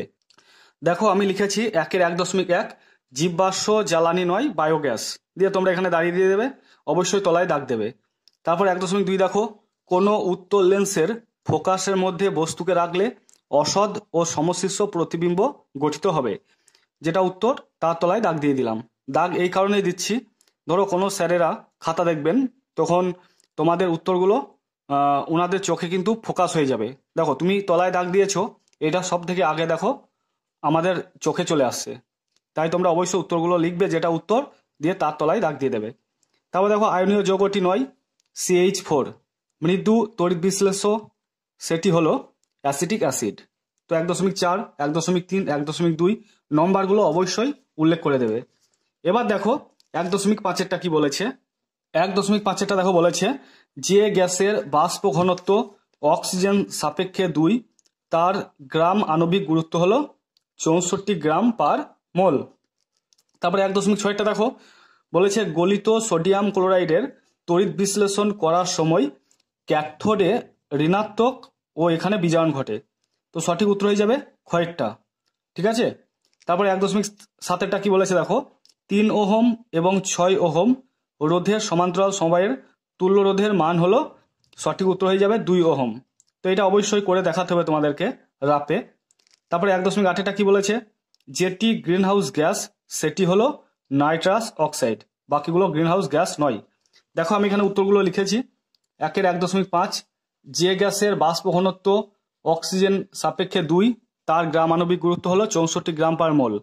1.6 দেখো, গলিত সোডিয়াম ক্লোরাইডের তড়িৎ বিশ্লেষণ করার সময় ক্যাথোডে ঋণাত্মক ও এখানে বিজারণ ঘটে। তারপরে 1.7টা দেখো, 3 ওহম ও 6 ওহম রোধের সমান্তরাল সমবায়ের তুল্য রোধের মান হলো 2 ওহম। কি করে হলো দেখো, আমরা ধরলাম তুল্য রোধ হচ্ছে আর, তাহলে আমরা সূত্রটা কি জানি, 1/r সমান 1/r1 plus 1/r2। R1 R2 কেন ধরলাম, কারণ দুটো রোধ বলেছে, 3 ওহম আর 6 ওহম। তো R1 এর জায়গায় 3 বসিয়ে দিলাম আর R2 জায়গায় 6 বসিয়ে দিলাম। 3 আর 6 লসাগু হচ্ছে 6, তো এখানে 2 প্লাস 1 হবে সমান 3/6, কাটাকাটি করলাম 1/2 হলো। তো 1/r সমান 1/2। এবার যদি কোনাকুনি গুণ করি তাহলে আর এর মান হবে 2, তাহলে তুল্য রোধ পেয়ে গেলাম আমরা 2 ওহম। ক্লিয়ার? এবার আমরা 2 এর দাগের গুলো দেখে নেব। 2 এর দাগে কি বলেছে দেখো, শূন্যস্থান পূরণ করো। 2.1টা বলেছে হ্যালোজেন মৌলগুলির মধ্যে যেটির তড়িৎ ঋণাত্মকতা সর্বাধিক সেটি হলো ফ্লোরিন, এফ। ঠিক আছে, ফ্লোরিনের তড়িৎ ঋণাত্মকতা সর্বাধিক।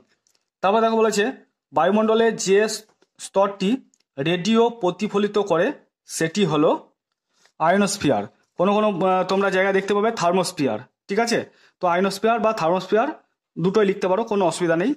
তারপর দেখো ফিউজ তারের গলনাঙ্ক এর উপাদানগুলির গলনাঙ্ক অপেক্ষা কম হয়। দেখো উত্তরগুলো আমি এখানে লিখেছি। 2.1 হ্যালোজেন মৌলগুলির মধ্যে যেটির তড়িৎ ঋণাত্মকতা সর্বাধিক সেটি হলো ফ্লোরিন, ব্যাকেটে এফ লিখেছি। 2.2 বায়ুমণ্ডলে যে স্তরটি রেডিও তরঙ্গ প্রতিফলিত করে সেটি হলো আয়নোস্ফিয়ার। ফিউজ তারের গলনাঙ্ক এর উপাদানগুলির গলনাঙ্ক অপেক্ষা কম হয়। তাহলে আশা করছি তোমরা সঠিক উত্তরগুলো পেয়ে গেলে। তো চলো এবার আমরা পরের প্রশ্নগুলো দেখে নেব। 3 দাগে দেখো বলেছে নিচের বাক্যগুলি সত্য অথবা মিথ্যা তা নিরূপণ করো। তো 3টে আছে, তার জন্য 3 আছে। 3.1টা কি বলেছে দেখো, তড়িৎ বিশ্লেষণের সময় দ্রবণের মধ্যে দিয়ে তড়িৎ পরিবহন করে ইলেকট্রন, এটা মিথ্যা, কারণ তড়িৎ পরিবহন করে আয়নগুলো। তারপরে 3.2টা কি বলেছে, উচ্চ উষ্ণতা ও নিম্ন চাপে বাস্তব গ্যাসগুলি প্রায় আদর্শ গ্যাসের মতো আচরণ করে, এটা সত্য। আমরা চার্লস ও বয়েলের সূত্রে থেকে শিখেছিলাম যে উচ্চ উষ্ণতা ও নিম্ন চাপে বাস্তব গ্যাসগুলি প্রায় আদর্শ গ্যাসের মতো আচরণ করে। 3.3টা কি বলেছে, দুটি মাধ্যমের আপেক্ষিক প্রতিসরাঙ্ক আলোর বর্ণের উপর নির্ভর করে, এটাও সত্য। তো তোমরা অবশ্যই পুরো বাক্যে লিখবে। দেখো আমি লিখেছি 3.1 তড়িৎ বিশ্লেষণের সময় দ্রবণের মধ্য দিয়ে তড়িৎ পরিবহন করে ইলেকট্রন, মিথ্যা। তারপরটা দেখো উচ্চ উষ্ণতা ও নিম্ন চাপে বাস্তব গ্যাসগুলি প্রায় আদর্শ গ্যাসের মতো আচরণ করে, এটাও সত্য। তারপর 3.3টা দেখো দুটি মাধ্যমের আপেক্ষিক প্রতিসরাঙ্ক আলোর বর্ণের উপর নির্ভর করে, এটা সত্য। এবার আমরা দেখে নেব 4 গুলো। 4 কি বলেছে দেখো, একটি শব্দে অথবা একটি বাক্যে উত্তর দাও। প্রত্যেকটার জন্য 1 আছে, 6টা দেওয়া আছে তাই 6 আছে। 4.1টা কি বলেছে দেখো, গ্যাস ধ্রুবক আর এর মান আমাদেরকে এসআই এককে বের করতে বলেছে, বের করতে বলেনি, মানে আমাদের লিখতে বলেছে। তো দেখো উত্তরটা আমি লিখেছি। দেখো 4.1 এসআই পদ্ধতিতে আর এর একক joule, mole inverse, kelvin inverse. যেভাবে লিখেছি তোমরা এইভাবেই কিন্তু লিখে দেবে। 4.2টা কি বলেছে দেখো, পর্যায় সারণীতে প্রত্যেক পর্যায়ের কোন মৌলটির পারমাণবিক ব্যাসার্ধের মান সর্বাধিক হয়। তো চলো এটার উত্তর তোমাদেরকে আমি দেখাচ্ছি। তো দেখো 4.2 এর উত্তরটা, পর্যায় সারণীতে প্রত্যেক পর্যায়ের বাম দিকের প্রথম মৌলটির পারমাণবিক ব্যাসার্ধের মান সর্বাধিক হয়। আশা করছি তোমরা বুঝতে পেরেছো। তো চলো এবার আমরা 4.3 প্রশ্নটা দেখে নেব। 4.3টা কি বলেছে দেখো, এমন একটি আয়নীয় যৌগের সংকেত লেখো যার ক্যাটায়ন ও অ্যানায়ন দুটিরই ইলেকট্রন বিন্যাস হিলিয়াম পরমাণুর মতো। তো দেখো উত্তরটা আমি এখানে লিখেছি, লিথিয়াম হাইড্রাইড, সংকেতটা হচ্ছে LiH। তোমরা এইভাবে লিখবে LiH, লিথিয়াম হাইড্রাইড ব্র্যাকেটে লিখে দিতে পারো। এমন একটি যৌগ যার ক্যাটায়ন ও অ্যানায়ন দুটিরই ইলেকট্রন বিন্যাস হিলিয়াম পরমাণুর মতো। ঠিক আছে, তো চলো এবার আমরা পরের প্রশ্নটা দেখে নেব। পরের দেখো 4.4টা কি বলেছে, কিলোওয়াট ও কিলোওয়াট ঘন্টার মধ্যে কোনটি ক্ষমতার একক? না, কিলোওয়াট হচ্ছে ক্ষমতার একক। তারপরে 4.5টা কি বলেছে দেখো, ডিসি অপেক্ষা এসি এর একটি ব্যবহারিক সুবিধা লেখো। আর 4.6টা কি বলেছে, কোনো বস্তুতে সোনার প্রলেপ দিতে কি তড়িৎ বিশ্লেষক ব্যবহৃত হবে? দেখো উত্তরটা আমি এখানে লিখেছি। 4.6, কোনো বস্তুতে সোনার প্রলেপ দিতে হলে তড়িৎ বিশ্লেষক হিসেবে পটাশিয়াম অরোসায়ানাইড, খুবই ইম্পর্টেন্ট এই কোয়েশ্চেনটা, পটাশিয়াম অরোসায়ানাইড ব্যবহার করা হয়। আর কিলোওয়াট হচ্ছে ক্ষমতার একক, এটা 4.4। আর 4.5টা দেখো, এসি উৎপাদন ও বন্টন ডিসি এর তুলনায় সহজ ও কম ব্যয়বহুল। তাহলে আমরা 4.4, 4.5 আর 4.6টা দেখে নিলাম। এবার আমরা দেখে নেবো 5এর দাগেরগুলো। 5এর দেখো বলেছে সংক্ষিপ্ত উত্তর দাও। 9টা আছে, 9টা করতে হবে তোমাদেরকে, প্রত্যেকটার জন্য 2 2 করে আছে, তাহলে 9 2 18। 5.1টা কি বলেছে দেখো, পিছনের গাড়ি দেখতে স্কুটার অথবা বাসে যে আয়না থাকে তা সমতল না করে উত্তল রাখা হয় কেন? তো চলো এইটা সঠিক উত্তর আমি তোমাদেরকে দেখাচ্ছি। দেখো উত্তরটা আমি লিখেছি 5-এর 5.1, যে কোনো গাড়ি বা স্কুটারে ভিউ ফাইন্ডার থাকে, এটি উত্তল দর্পণের হয়। এর সাহায্যে চালক পিছনে কোনো গাড়ি আসছে কিনা দেখতে পান। এই দর্পণ সর্বদা বস্তুর চেয়ে, এখানে একারটা বাদ দেবে বা একার দিতে পারো, এই দর্পণে সর্বদা বস্তুর চেয়ে আকারে ছোট সমশীর্ষ অসৎ প্রতিবিম্ব সৃষ্টি হয়। দর্পণটি ছোট হলেও উত্তল দর্পণের দৃষ্টিক্ষেত্র অনেক বড় বলে পিছনের অনেকটা জায়গা ওই ছোট দর্পণের ভিতর দিয়ে চালকের চোখে পড়ে। তাহলে বুঝতে পারছো তোমাদের প্রশ্নটার সঠিক উত্তর। এবার আমরা দেখে নেব 5.2টা কি বলেছে দেখো, কোনো মোলের আয়নীভবন শক্তি বলতে কি বোঝায়? এটা তো 2 আছে। দেখো উত্তরটা আমি এখানে লিখেছি, আয়নীভবন শক্তি কাকে বলে দেখো, গ্যাসীয় অবস্থায় থাকা কোনো মৌলের কোনো প্রশম এবং বিচ্ছিন্ন পরমাণু যখন সর্বনিম্ন শক্তি স্তরে থাকে তখন পরমাণুটির সবচেয়ে বাইরের কক্ষের সবচেয়ে আলগাভাবে আবদ্ধ ইলেকট্রনটিকে নিউক্লিয়াসের আকর্ষণী ক্ষেত্র থেকে সম্পূর্ণভাবে বিচ্ছিন্ন করে। পরমাণুটি একক চার্জযুক্ত ধনাত্মক আয়নে পরিণত করতে যে ন্যূনতম শক্তির প্রয়োজন হয় তাকে ওই পরমাণুর প্রথম আয়নীভবন শক্তি বলে। ঠিক আছে, এটা একটা আমি দেখিয়েছি। এ হচ্ছে একটা গ্যাসীয় মৌল প্লাস আই, দ্বিতীয় চিহ্ন এ প্লাস প্লাস ইলেকট্রন, আই হচ্ছে প্রথম আয়নীভবন শক্তি। ঠিক আছে, তো তোমরা আমি যেভাবে লিখেছি এটাই লিখে দেবে। এবার আমরা দেখে নেব 5.3টা কি বলেছে দেখো, ক্যালসিয়াম কার্বনেটের ভর হিসাবে ক্যালসিয়ামের শতকরা পরিমাণ নির্ণয় করো। তো চলো এটা সঠিক উত্তর তোমাদেরকে আমি দেখাচ্ছি। দেখো 5-এর 5.3টা ক্যালসিয়াম কার্বনেটের আণবিক গুরুত্ব। ক্যালসিয়াম বলা আছে 40, তো লিখলাম 40 প্লাস সি হচ্ছে 12 লিখলাম, প্লাস ও হচ্ছে 16, আর গণিত 3 গুণ আছে ও এর সঙ্গে, তো 3 গুণ করে দিলাম, তাহলে 40 প্লাস 12 প্লাস 3 16 48। তাহলে যদি আমরা যোগ করি তাহলে 100 হবে। তো 100 ভাগের মধ্যে ক্যালসিয়াম কার্বনেট কত আছে? 40 আছে। বুঝতে পেরেছো কি বোঝাতে চাইছি? টোটাল আমি ক্যালসিয়াম কার্বনেটের আণবিক গুরুত্ব বের করলাম 100। এবার প্রশ্নে বলেছে যে শতকরা পরিমাণ কত, তো 100 ভাগের মধ্যে ক্যালসিয়াম কার্বনেট হচ্ছে 40, তো লিখেছি দেখো, অতএব 100 ভাগ ক্যালসিয়াম কার্বনেটে ক্যালসিয়াম থাকে 40 ভাগ, অতএব ক্যালসিয়াম কার্বনেটে ক্যালসিয়ামের পরিমাণ 40%। ঠিক আছে, তো এটা হচ্ছে সঠিক উত্তর। তো চলো এবার আমরা 5.4টা দেখে নেব। 5.4টা কি বলেছে দেখো, সোডিয়াম ক্লোরাইডের ক্ষেত্রে আণবিক ওজন কথাটি কেন প্রযোজ্য নয় তা ব্যাখ্যা করো। তো চলো এটার উত্তর তোমাদেরকে আমি দেখাচ্ছি। দেখো 5.4-এর উত্তরটা আমি লিখেছি, প্রতিটি আয়নীয় যৌগের কেলাস অসংখ্য ক্যাটায়ন ও অ্যানায়ন দ্বারা গঠিত একটি সুস্থির ত্রিমাত্রিক আকার বিশিষ্ট হওয়ায় আয়নীয় যৌগে অণুর অস্তিত্ব থাকে না। তাই আয়নীয় যৌগের ক্ষেত্রে আণবিক কথাটির চেয়ে সংকেত ওজন কথাটি ব্যবহার যুক্তিযুক্ত। সোডিয়াম ক্লোরাইডের আণবিক ওজন 58.5 না বলে সংকেত ওজন 58.5 বলা হয়। তো তোমরা অবশ্যই উত্তরটা লিখে নিও। তো চলো এবার আমরা পরের প্রশ্নটা দেখে নেব। 5.5-এরটা কি বলেছে দেখো, 50 গ্রাম ক্যালসিয়াম কার্বনেটের পূর্ণ বিয়োজনে কত গ্রাম কার্বন ডাইঅক্সাইড গ্যাস পাওয়া যাবে নির্ণয় করো। তো ক্যালসিয়ামের আণবিক গুরুত্ব বলেছে 40, কার্বনে বলেছে 12, আর অক্সিজেনে বলা আছে 16। তো দেখো আমরা অঙ্কটা কিভাবে করেছি। 5.5 প্রথমে আমাদেরকে বিক্রিয়ার সমীকরণটা লিখতে হয়। তো ক্যালসিয়াম কার্বনেট থেকে ক্যালসিয়াম অক্সাইড আর কার্বন ডাইঅক্সাইড উৎপন্ন হলো। তো আমাদের এই ক্যালসিয়াম অক্সাইড নেওয়া দরকার নেই, আমরা ক্যালসিয়াম কার্বনেট আর অক্সিজেন নেব, কারণ আমাদেরকে বলেছে যে 50 গ্রাম ক্যালসিয়াম কার্বনেট থেকে কত গ্রাম কার্বন ডাইঅক্সাইড পাওয়া যাবে। তো দেখো ক্যালসিয়ামের যদি আমরা আণবিক গুরুত্ব বের করি পুরোটার, তাহলে সি এর জন্য 40, সি এর হচ্ছে 12, আর অক্সিজেন হচ্ছে 16। তো 16 সঙ্গে 3 গুণ, তাহলে 40 + 12 + 48 যোগ করলে হবে 100। দেখো এখানে বলা আছে ক্যালসিয়াম 40, অক্সিজেন 16, কার্বন 12 সব বলা আছে। এবার আমরা কি করব, এবার দেখো লিখতে পারি এই 100 গ্রাম থেকে আমরা পাচ্ছি কত 44, সেটাই লিখেছি। দেখো 100 গ্রাম ক্যালসিয়াম কার্বনেট থেকে কার্বন ডাইঅক্সাইড পাওয়া যায় 44 গ্রাম, ঠিক আছে, আমরা দেখতে পাচ্ছি 44 গ্রাম পাচ্ছি। 1 গ্রাম ক্যালসিয়াম কার্বনেট থেকে কার্বন ডাইঅক্সাইড পাওয়া যায় 44 ভাগ 100, এটা ভাগ হয়ে যায়।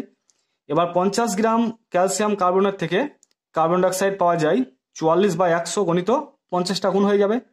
এই শূন্য কেটে গেল, 5 দুগুণ 10, মানে এই 5-এর সঙ্গে এটা কেটে দিলাম, 5 দুগুণ 10, 22 দুগুণ 44, মানে 22 লিখে দিলাম, উপর নিচে 2 দিয়ে কাটলাম, তাহলে 22 গ্রাম।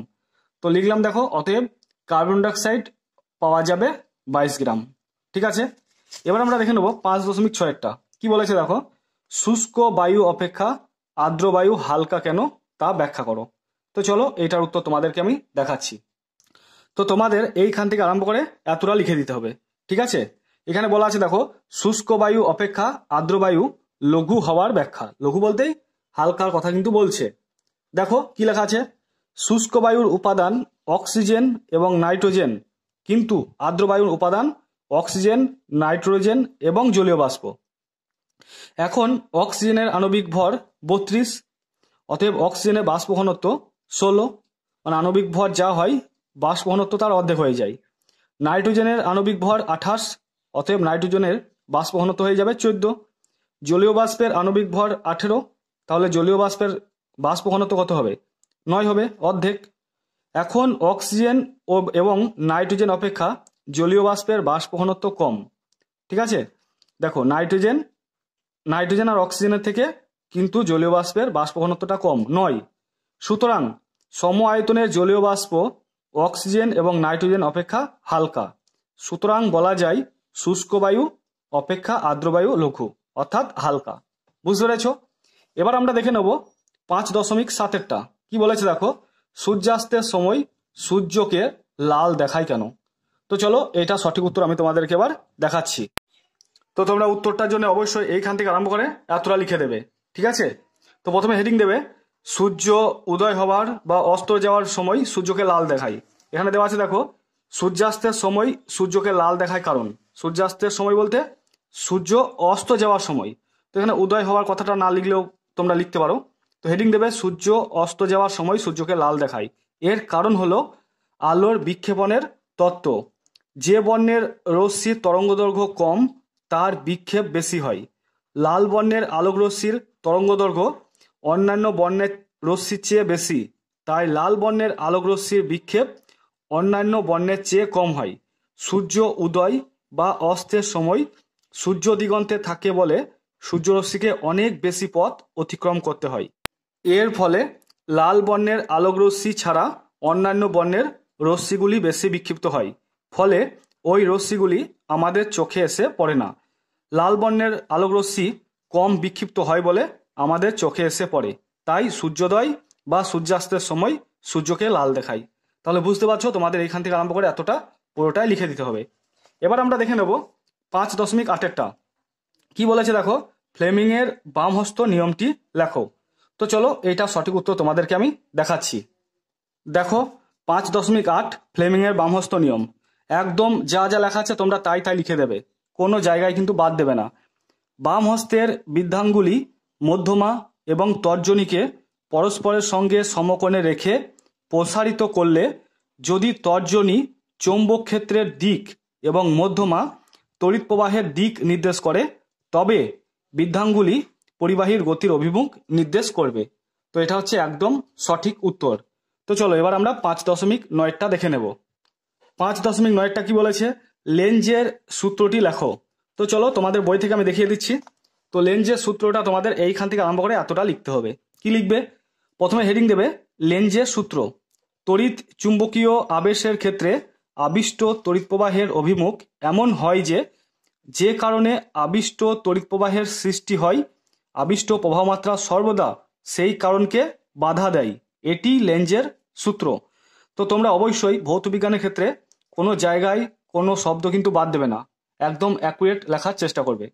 তো যা যা লেখা আছে তোমরা তাই তাই লিখে দেবে, এইখান থেকে আরম্ভ করে এতটা লিখবে। ক্লিয়ার? আর এইগুলো তোমাদের লেখার দরকার নেই, এই দুটো লাইন। এবার আমরা দেখে নেব 6 দাগের গুলো কি বলেছে। দেখো, নিচের প্রশ্নগুলির উত্তর দাও। তো এখানে দেখো 4টে দেওয়া আছে, 1 2 3 4, প্রত্যেকটার জন্য 3 করে আছে। আর এইগুলো হচ্ছে গাণিতিক প্রবলেম, বুঝতে পারছো। তো আমি প্রত্যেকটা তোমাদেরকে একে একে দেখাচ্ছি, তোমরা দেখে নাও। 6.1টা কি বলেছে দেখো, 760 mm পারদচাপে ও 273 কেলভিন উষ্ণতায় কোনো একটি গ্যাসের 1.6 গ্রাম এর আয়তন 1.12 লিটার।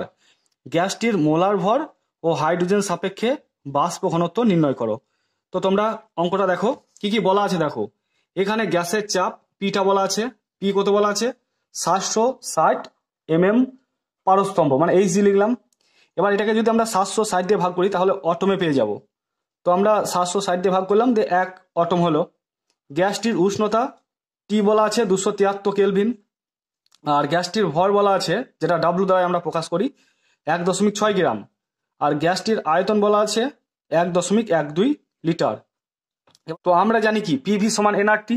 এবার পিভি সমান এন মানে আমরা লিখতে পারি W/M, সেটা বসিয়ে দিলাম আরটি। এবার এইখান থেকে যদি আমি এম এর মানটা বের করি তাহলে WRT উপরে থাকবে, নিচে পিভিটা চলে আসবে, মানে এমটা উপরে চলে গেল মানে পিভিটা নিচে চলে আসবে।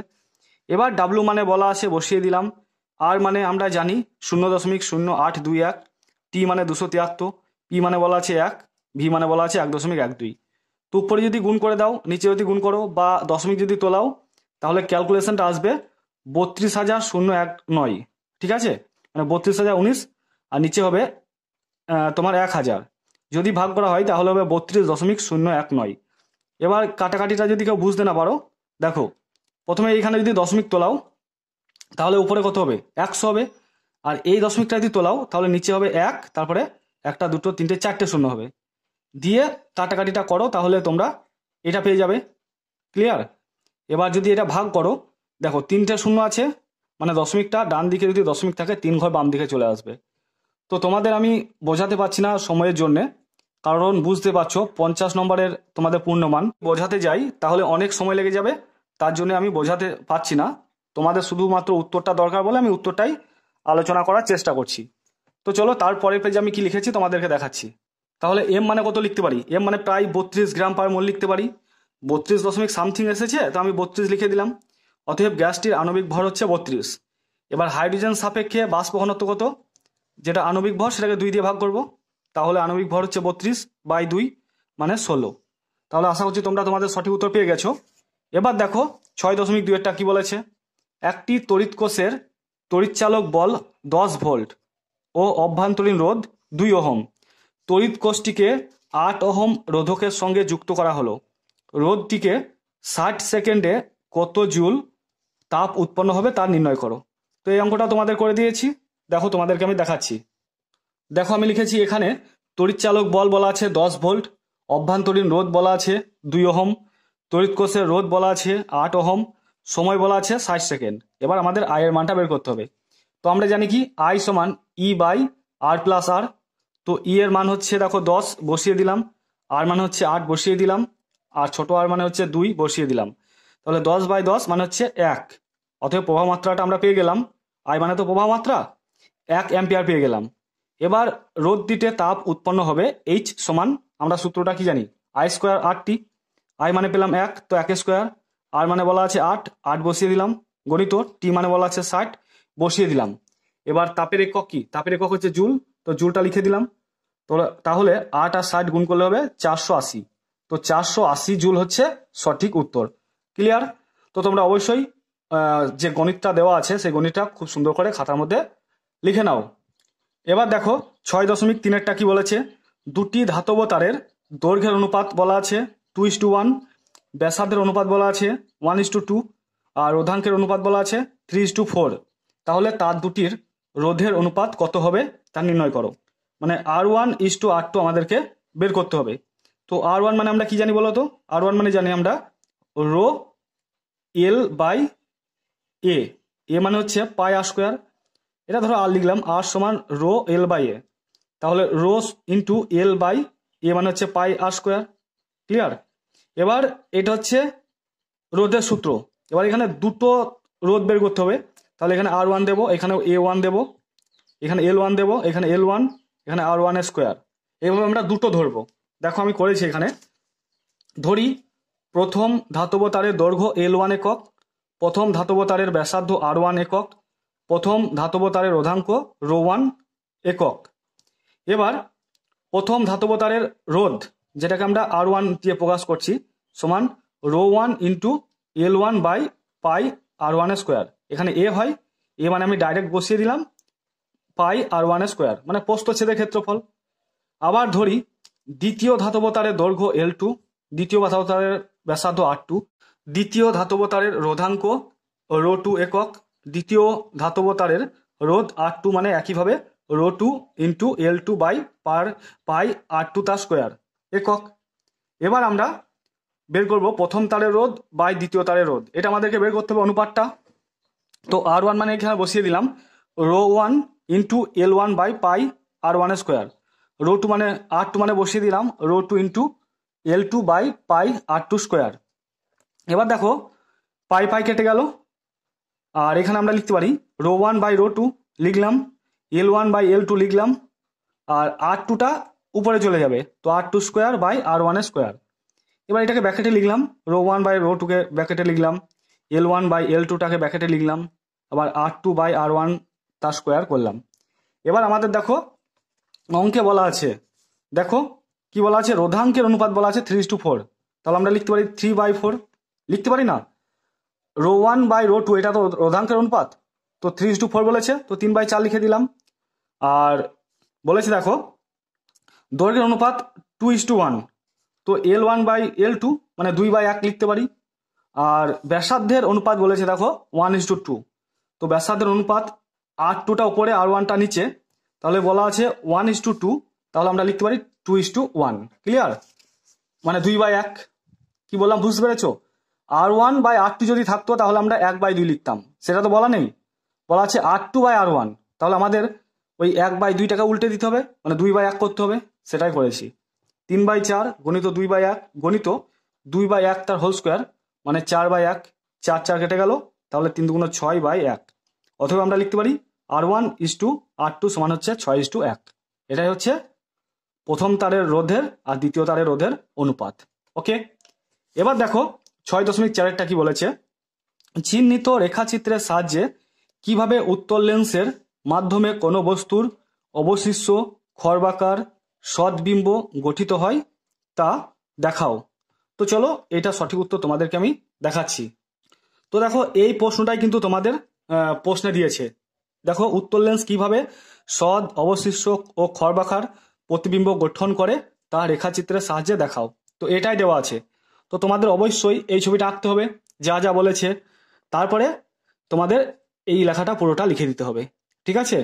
বস্তু লেন্স থেকে 2f অপেক্ষা বেশি দূরত্বে অবস্থিত, যে লিখতে হবে লেন্সের আলোক কেন্দ্র থেকে দ্বিগুণ ফোকাস দূরত্ব 2f এর চেয়ে বেশি দূরে অবস্থিত বস্তুর প্রতিবিম্ব লেন্স থেকে f এবং 2f এর দূরত্বের মাঝে গঠিত হয়।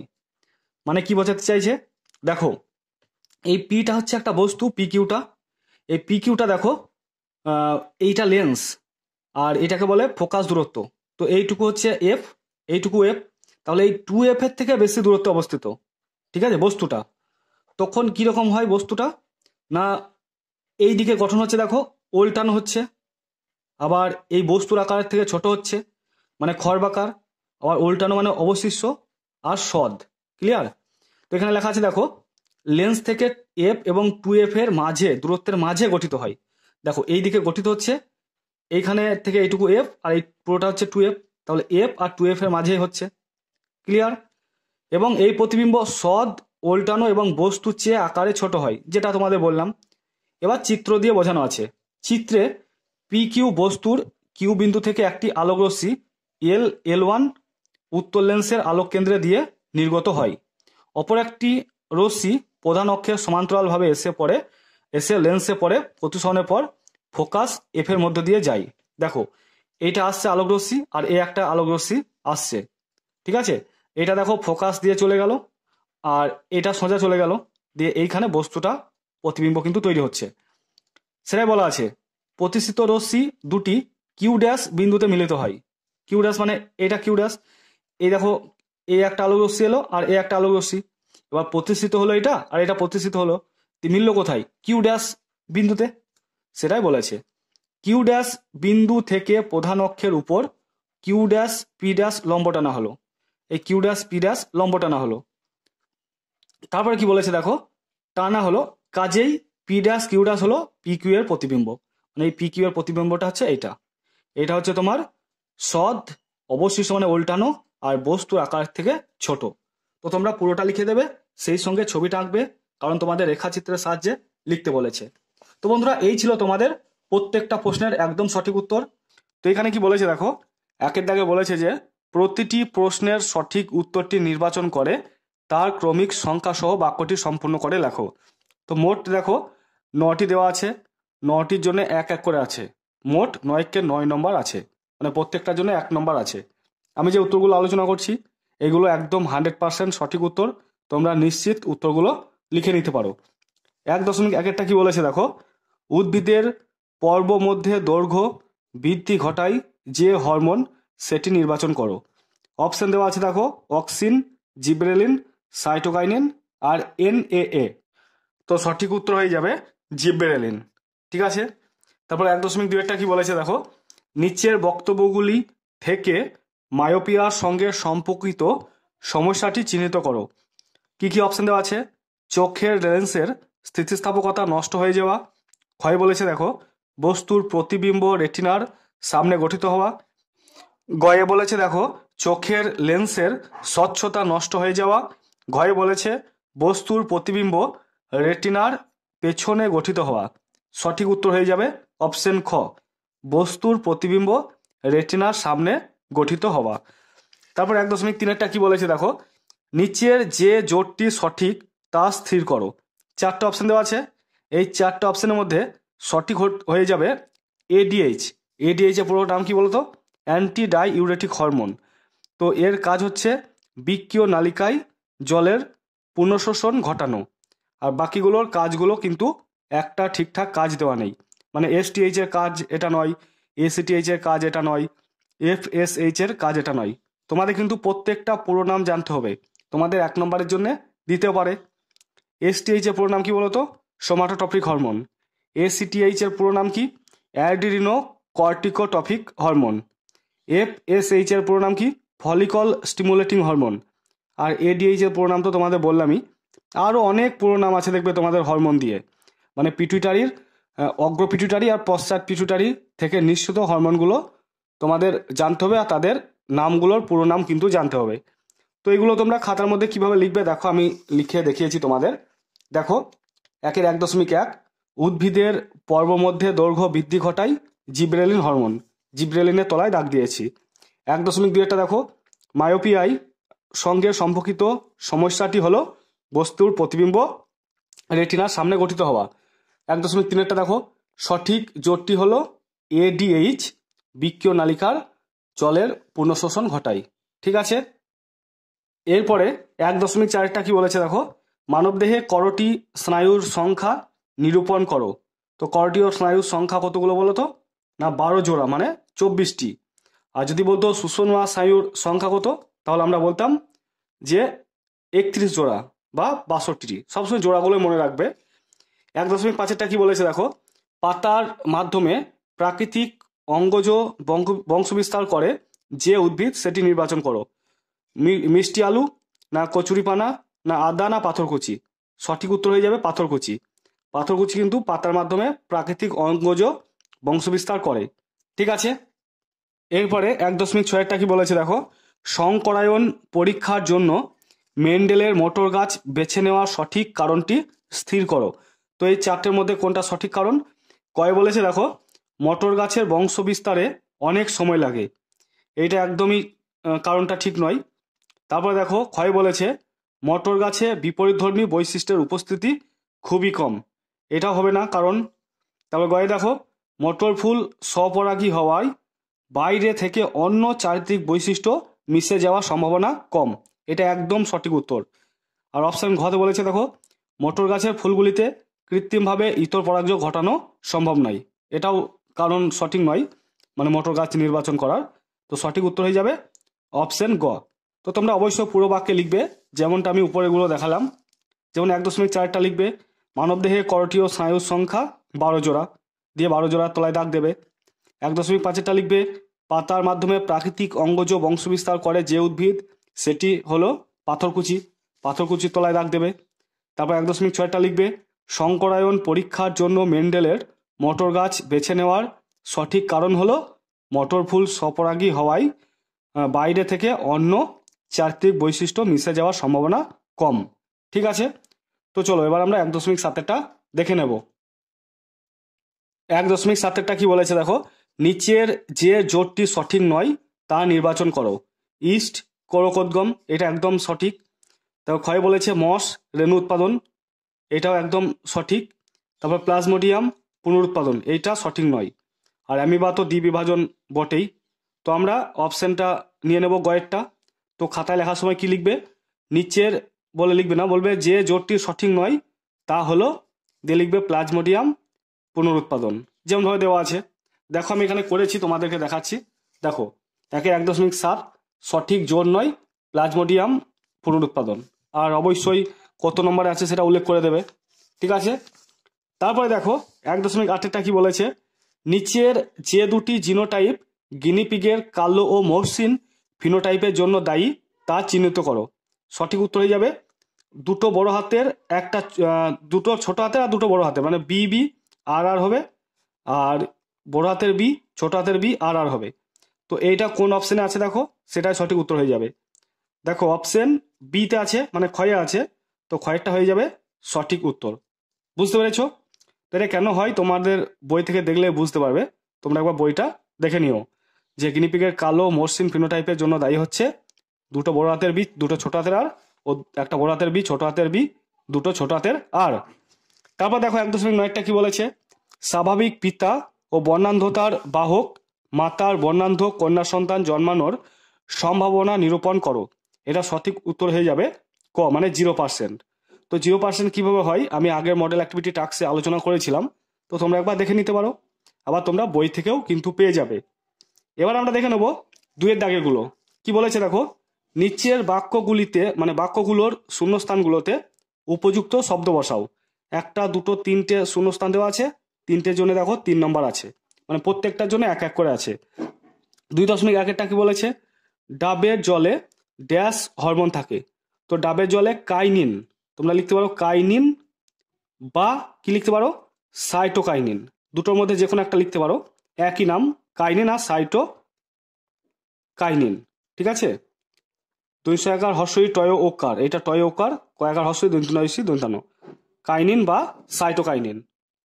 তারপরে 2.2টা কি বলেছে দেখো, পায়রার একটি ডানায় 23টি রেমিজেস নামক পালক থাকে। তারপর 2.3টা দেখো, RNA-তে থাইমিনের পরিবর্তে ইউরাসিল থাকে, এখানে কি লিখতে হবে ইউরাসিল। ঠিক আছে, তো দেখো আমি খাতার মধ্যে করেছি, তোমাদেরকে আমি দেখাচ্ছি। দেখো 2.1 ডাবের জলে সাইটোকাইনিন হরমোন থাকে, সাইটোকাইনিনের তলায় দাগ দিয়েছি। 2.2 পায়রার একটি ডানায় 23টি রেমিজেস নামক পালক থাকে, 23টি তলায় দাগ দিয়েছি। তারপরে RNA-তে থাইমিনের পরিবর্তে ইউরাসিল থাকে। তো তোমরা অবশ্যই এইভাবেই করবে যেভাবে আমি করেছি। এবার দেখো আমরা 3-এর দাগেরগুলো যাব। 3-এর কি বলেছে দেখো, নিচের বাক্যগুলো সত্য অথবা মিথ্যা নিরূপণ করো। তো 3টে দেওয়া আছে, 3টের জন্য দেখো 3 নম্বর আছে, মানে প্রত্যেকটার জন্য 1-1 করে আছে। কি বলেছে 3.1-টা, অযৌন জননে দুটি জনিত জীবের প্রয়োজন হয়, এইটা মিথ্যা। আমরা জানি যে যৌন জননের দুটি জনিত জীবের প্রয়োজন হয়, আর অযৌন জননে দুটি জনিত জীবের প্রয়োজন হয় না। 3.2 কি বলেছে? সপুষ্পক উদ্ভিদে নিঃশেকের পর ডিম্বকটি ফলে পরিণত হয়, এটা মিথ্যা।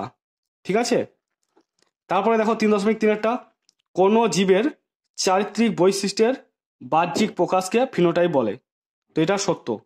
আর অভ্যন্তরীণ পরিবর্তনকে বলা হয় জিনোটাইপ। ঠিক আছে, এবার আমরা ম্যাচটা দেখে নেব। 4 দাগের দেখো 3টে ম্যাচ আছে, তো 3টের জন্য 3 নম্বর আছে। কি বলেছে দেখো, এ স্তম্ভে দেওয়া শব্দের সঙ্গে বি স্তম্ভে দেওয়া সর্বাপেক্ষা উপযুক্ত শব্দটির সমতা বিধান করে উভয় স্তম্ভের ক্রমিক নং উল্লেখ সহ সঠিক জোটটি পুনরায় লেখো।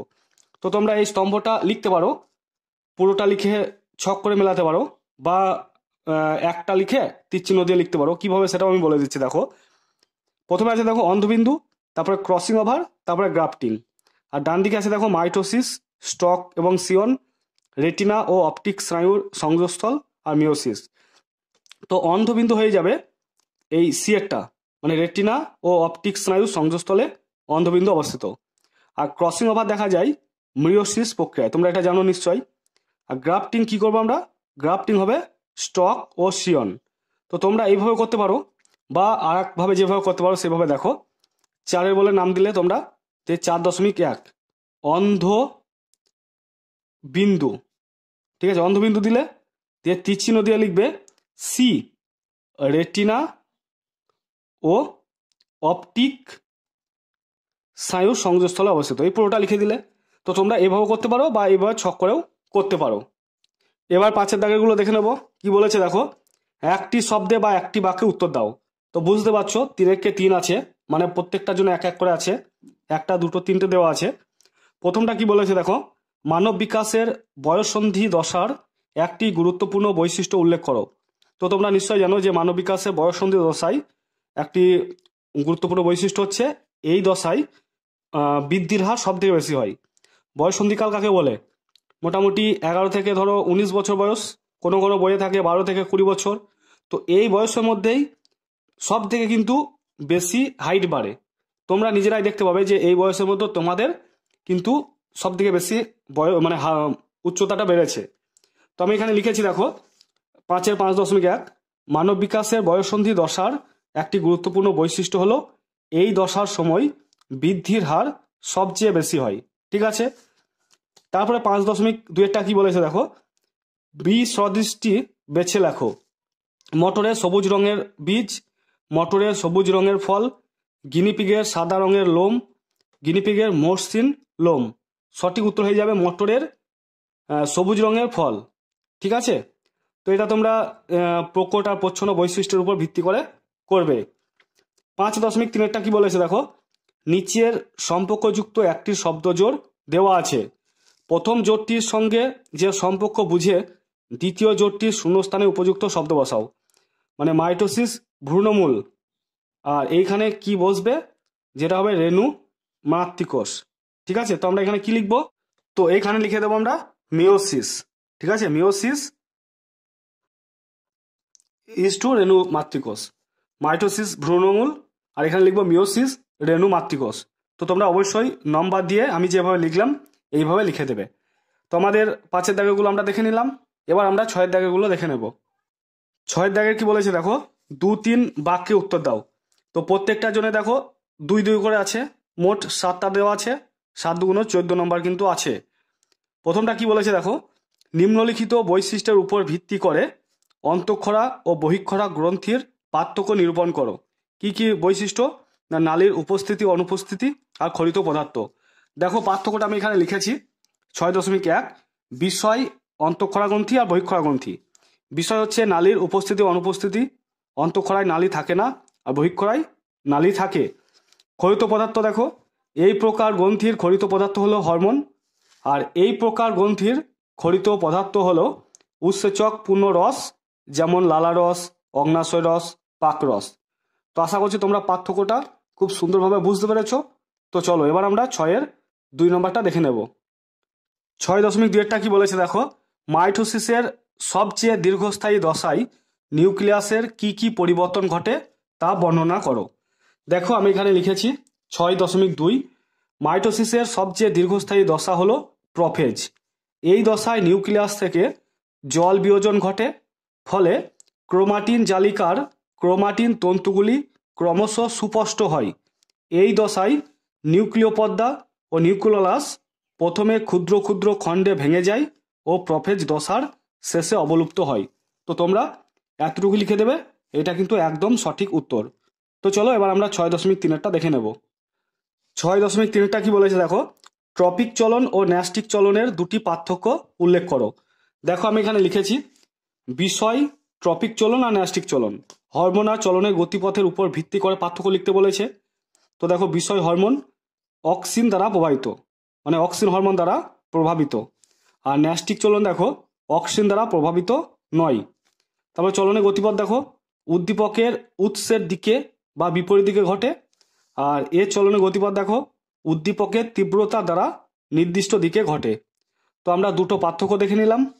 এবার আমরা দেখে নেব 6.4-টা কি বলেছে দেখো, স্বপরাগযোগের একটি সুবিধা ও একটি অসুবিধা উল্লেখ করো। তো চলো এটা সঠিক উত্তর আমি তোমাদেরকে দেখাচ্ছি। দেখো আমি এখানে লিখেছি 6.4 স্বপরাগযোগের সুবিধা। স্বপরাগযোগে কোনো বাহকের প্রয়োজন হয় না। আর স্বপরাগযোগের অসুবিধা কি, নতুন বৈশিষ্ট্যের উদ্ভিদ গঠিত হয় না বলে উদ্ভিদ দুর্বল প্রকৃতির হয়, উন্নত প্রজাতির উদ্ভব ঘটে না। তো আমরা স্বপরাগযোগের সুবিধাটা দেখে নিলাম, আবার স্বপরাগযোগের অসুবিধাটাও দেখে নিলাম। তো চলো এবার আমরা 6.5-টা দেখে নেব। দেখো 6.5-টা কি বলেছে, এক সংকর জননে F2 জনুর ফিনোটাইপিক অনুপাত সবসময় 3:1 নাও হতে পারে, উদাহরণের সাহায্যে ব্যাখ্যা করো। তো চলো উত্তরটা আমি তোমাদেরকে দেখাচ্ছি। দেখো আমি লিখেছি 6.5 মটর গাছের ক্ষেত্রে এক সংকর জননে F2 জনুর ফিনোটাইপ অনুপাত 3:1, অন্যদিকে সন্ধ্যামালতী গাছে F2 জনুতে লাল, গোলাপি ও সাদা ফুলের গাছ 1:2:1 অনুপাতে উৎপন্ন হয়েছে। এক্ষেত্রে ফিনোটাইপের সঙ্গে জিনোটাইপের সরাসরি সম্পর্ক আছে বলে F2 জনুর গাছের জিনোটাইপ ও ফিনোটাইপ অনুপাতের কোনো পার্থক্য পাওয়া যায় না, অর্থাৎ ফিনোটাইপ ও জিনোটাইপ উভয়ই 1:2:1 হয়। তাই আমরা বলতে পারি এক সংকর জননে F2 জনুর ফিনোটাইপিক অনুপাত সবসময় 3:1 নাও হতে পারে। ঠিক আছে, তো তোমরা অবশ্যই এইটুকু লিখে নেবে। তো চলো এবার আমরা পরের প্রশ্নটা দেখে নেব। পরের দেখো 6.6-টা কি বলেছে, নিম্নলিখিত বৈশিষ্ট্যের ভিত্তিতে অযৌন ও যৌন জননের পার্থক্য নিরূপণ করো। কি কি বৈশিষ্ট্যের উপর, গ্যামেট উৎপাদন আর মাইটোসিস বা মিওসিসের উপর নির্ভরতা। দেখো পার্থক্যটা আমি এখানে লিখেছি 6.6 বিষয়টা দিয়েছি অযৌন জনন আর যৌন জনন। গ্যামেট উৎপাদন, তো অযৌন জননে গ্যামেট উৎপন্ন হয় না আর যৌন জননে উৎপন্ন হয়। তারপর আরেকটা বিষয় উল্লেখ করতে বলেছে, সেটা কি না মাইটোসিস বা মিওসিসের উপর নির্ভরতা। এই জনন শুধু মাইটোসিসের উপর নির্ভরশীল আর মিওসিস বা মাইটোসিসের উপর নির্ভরশীল। ঠিক আছে, দুটোর উপরই নির্ভরশীল, আর এটা শুধুমাত্র মাইটোসিসের উপর নির্ভরশীল অযৌন জনন। বুঝতে পেরেছো? এবার আমি তোমাদের 6.7-টা দেখাবো। কি বলেছে দেখো, মাইক্রো প্রোপাগেশন পদ্ধতিতে কিভাবে প্ল্যান্টলেট সৃষ্টি করা হয় তা একটি রেখাচিত্রের সাহায্যে দেখাও। তো তোমাদের এটা ব্যাখ্যা করতে বলেনি, জাস্ট তোমাদের রেখাচিত্রের সাহায্যে দেখাতে হবে। তো আমি তোমাদের রেখাচিত্রের সাহায্যে দেখাচ্ছি, তোমরা দেখে নাও। দেখো রেখাচিত্রের সাহায্যে মাইক্রো প্রোপাগেশন পদ্ধতি, প্রথমে কোষ বা কলা বা মুকুল তীরচিহ্ন দেবে, তারপরে অবিভেদিত কোষপুঞ্জ বা ক্যালাস টিস্যু, তারপর তীরচিহ্ন দেবে এমব্রয়েড বা ভ্রূণ গঠন, তারপর তীরচিহ্ন দেবে শিশু উদ্ভিদ, তারপর আমরা চলে আসবো গ্রিন হাউসে শিশু উদ্ভিদের অভিযোজন, তারপরে তীরচিহ্ন দিয়ে আমরা দিয়ে দেবো চারা গাছের মাটিতে রোপণ। অবশ্যই তোমরা তীরচিহ্নগুলো কিন্তু এই দিক থেকে এইভাবে দিতে দিতে আসবে, তীরচিহ্নগুলো কিন্তু গন্ডগোল করলে হবে না। এটাই হচ্ছে সঠিক রেখাচিত্র। এবার আমরা দেখে নেব 7-এর দাগের গুলো। তো 7-এর দাগে দেখো 3টে দেওয়া আছে, প্রত্যেকটার জন্য 5-5 করে আছে, তো 3×5 = 15। দেখো 1, 2, 3টে দেওয়া হয়েছে। তো তোমাদের এই সেকেন্ড পোর্শনটা লেখার দরকার নেই, বলেছে যে কেবল দৃষ্টিহীন পরীক্ষার্থীদের জন্য। তোমাদের মাধ্যমিক পরীক্ষাতেও এরকমভাবে থাকবে, কেবল দৃষ্টিহীন পরীক্ষার্থীদের জন্য। এর অর্থ হচ্ছে তোমাদের লেখার দরকার নেই, যারা দৃষ্টিহীন, যারা ছবি আঁকতে পারে না তাদের জন্যে। এই প্রশ্নটা, ঠিক আছে? তো তোমাদের কিন্তু এটা করার দরকার নেই। 7.1 কি বলেছে দেখো, প্রাণীকোষের মাইটোসিস কোষ বিভাজনের মেটাফেজ দশার পরিচ্ছন্ন চিত্র অঙ্কন করে নিম্নলিখিত অংশগুলো চিহ্নিত করো। কি কি অংশ চিহ্নিত করতে হবে? ক্রোমাটিড, মেরু অঞ্চল, সেন্টোমিয়ার আর ব্রেমতন্তু। তো ছবিটা আঁকার জন্য 3 নম্বর আর চিহ্নিত করার জন্য কিন্তু 2 নম্বর দিয়ে মোট 5 নম্বর থাকছে। তো চলো এটার উত্তর আমি তোমাদেরকে দেখাচ্ছি। দেখো এই ছবিটা তোমাদেরকে আঁকতে হবে। দেখো এখানে লেখা আছে প্রাণীকোষের মাইটোসিসের দ্বিতীয় দশা, মানে মেটাফেজকে বলা হয় দ্বিতীয় দশা। তো এটা প্রাণীকোষেরই ছবি। তো তোমরা ছবিটা প্রথমে আঁকবে, তারপরে যেমনভাবে দেওয়া আছে সেইভাবে চিহ্নিত করবে। আর উপরে আছে দেখো মেরু অঞ্চল চিহ্নিত করবে, তারপর এটা হচ্ছে ক্রোমাটিড এইগুলো, তারপর এই মাঝে হচ্ছে সেন্টোমিয়ার, এই ক্রোমাটিডের এই মাঝে হচ্ছে সেন্টোমিয়ার, আর এইগুলো হচ্ছে ব্রেমতন্তু। তো 4টে অংশ যেটা চিহ্নিত করতে বলেছে দেখো 4টে দেওয়া আছে, মেরু, ক্রোমাটিড, সেন্টোমিয়ার আর ব্রেমতন্তু। তো ছবিটা তোমরা স্ক্রিনশট নিয়ে নাও, দিয়ে খাতার মধ্যে তোমরা খুব সুন্দর করে লিখে নেবে। তো আশা করছি তোমাদের দেখা হয়ে গেছে। তো চলো এবার আমরা পরের প্রশ্নে যাব। পরের দেখো 7.2 কি আছে, এটা আমি করালাম না, এইটা বুঝতে পারছো তোমাদের জন্য নয়। তো 7.2 বলেছে একটি কোষ চক্রের বিভিন্ন বিন্দুতে স্বাভাবিক নিয়ন্ত্রণ নষ্ট হলে কি ঘটতে পারে। তো এটার জন্য 2 আছে। তারপর দেখো জীবের বৃদ্ধি, প্রজনন ও ক্ষয়পূরণ কিভাবে কোষ বিভাজন দ্বারা নিয়ন্ত্রিত হয় তা বিশ্লেষণ করো। এটার জন্য কিন্তু 3 আছে। তো 2 + 3 মানে মোট 5 নম্বর আছে। দেখো উত্তরটা আমি তোমাদের জন্য তৈরি করেছি। 7.2 কোষ চক্রের বিভিন্ন বিন্দুতে স্বাভাবিক নিয়ন্ত্রণ নষ্ট হলে অনিয়ন্ত্রিত, এখানে অনিয়ন্ত্রিত লিখবে, তো অনিয়ন্ত্রিত কোষ বিভাজন ঘটে যা পরবর্তীকালে টিউমার গঠন করে। টিউমার হলো অবিভেদিত কোষপুঞ্জ দ্বারা গঠিত স্ফীত দেহাংশ। টিউমার কখনো কখনো ম্যালিগন্যান্ট বা ক্ষতিকর হয়, তখন ক্যান্সার সৃষ্টি হতে পারে। তো প্রথমটার জন্য তোমরা এতটুকুই লিখবে। এবার দ্বিতীয়টার উত্তর দেখো আমি করেছি। প্রথম হচ্ছে জীবের বৃদ্ধি, কোষ বিভাজনের মাধ্যমে নতুন অপত্য কোষ সৃষ্টি হলে কোষের সংখ্যা বৃদ্ধি পায়, এর ফলে বহুকোষী জীবদেহের সামগ্রিক বৃদ্ধি ঘটে। তারপর প্রজনন, কোষ বিভাজনের দ্বারা এককোষী জীবদের বংশবিস্তার ঘটে। এছাড়া রেণু উৎপাদন ও গ্যামেট উৎপাদনের জন্যও কোষ বিভাজিত হয়। তারপর ক্ষয়পূরণ, জীবদেহে কোনো কারণে সৃষ্ট ক্ষতস্থানের মৃত কোষগুলি কোষ বিভাজনে উৎপন্ন সজীব অপত্য কোষগুলি দ্বারা প্রতিস্থাপিত হলে ক্ষতস্থানের পূরণ ঘটে। তো এখানে দেখো এই 3টে পয়েন্টই করতে বলেছে। দেখো বলেছে জীবের বৃদ্ধি, প্রজনন ও ক্ষয়পূরণ। তো আমরা দেখে নিলাম জীবের বৃদ্ধি, প্রজনন এবং ক্ষয়পূরণ। এবার আমরা দেখে নেব 7.3টা কি বলেছে। দেখো একটি বিশুদ্ধ হলুদ ও গোল বীজযুক্ত মটর গাছের 2 বড় হাতের ওয়াই, 2 বড় হাতের আর এর সঙ্গে একটি বিশুদ্ধ সবুজ ও কুঞ্চিত বীজযুক্ত মটর গাছের 4টে দেখো স্মল আছে, 2 স্মল ওয়াই আর 2 স্মল আর। সংকরায়নের ফলাফল F2 জনু পর্যন্ত চেকার বোর্ডের সাহায্যে দেখাও। তো এটার জন্য 3 আছে। নেক্সট দেখো এই সংকরায়ন থেকে বংশগতির যে সূত্রটি পাওয়া যায় তা বিবৃতি করো। তো এটার জন্য 2 আছে, মানে 3 + 2 মোট 5 নম্বর আছে। তো চলো প্রথম পার্টটা আগে দেখিয়ে দিই, তারপরে আমি দ্বিতীয় পার্টটা তোমাদেরকে দেখাবো। তো তোমাদের এইখান থেকে আরম্ভ করে একদম এতটা লিখতে হবে প্রথম পার্টের জন্যে। তারপরে কি লিখতে হবে আমি পরপর আসবো। দেখো এখানে কি লেখা আছে, বিশুদ্ধ হলুদ ও গোলাকার বীজ, এটা দেওয়া আছে তোমাদের 2 বড় হাতের ওয়াই, 2 বড় হাতের আর। আর কি দেওয়া আছে, বিশুদ্ধ সবুজ ও কুঞ্চিত বীজ। তো এদের সংকরায়ন ঘটানোর কথা বলেছে। তো এইখান থেকে গ্যামেট উৎপন্ন হবে, একটা ওয়াই নাও একটা আর নাও, তাহলে ওয়াই আর। আর এইখান থেকে গ্যামেট উৎপন্ন হবে একটা ওয়াই নাও মানে স্মল ওয়াই আর একটা আর। তো এর ফলে F1 মানে এই প্রথম জনুতে উৎপন্ন হবে, এইটার সঙ্গে এটা যদি গুণ করে দেওয়া হয় তাহলে একটা বড় হাতের ওয়াই, একটা ছোট হাতের ওয়াই, একটা বড় হাতের আর, একটা ছোট হাতের আর হবে। দেখো এবার এইটা হচ্ছে সংকরায়ন, মানে সংকর হলুদ ও গোলাকার বীজ, ঠিক আছে, মানে বিশুদ্ধ ছিল এটা, এবার সংকর হয়ে গেল। এইখান থেকে 4টে গ্যামেট উৎপন্ন হবে, একটা বড় হাতের ওয়াই, একটা বড় হাতের আর নাও, একটা বড় হাতের ওয়াই, একটা ছোট হাতের আর নাও, একটা ছোট হাতের ওয়াই, একটা বড় হাতের আর নাও, একটা ছোট হাতের ওয়াই, একটা ছোট হাতের আর নাও। তো গ্যামেট উৎপন্ন হলো।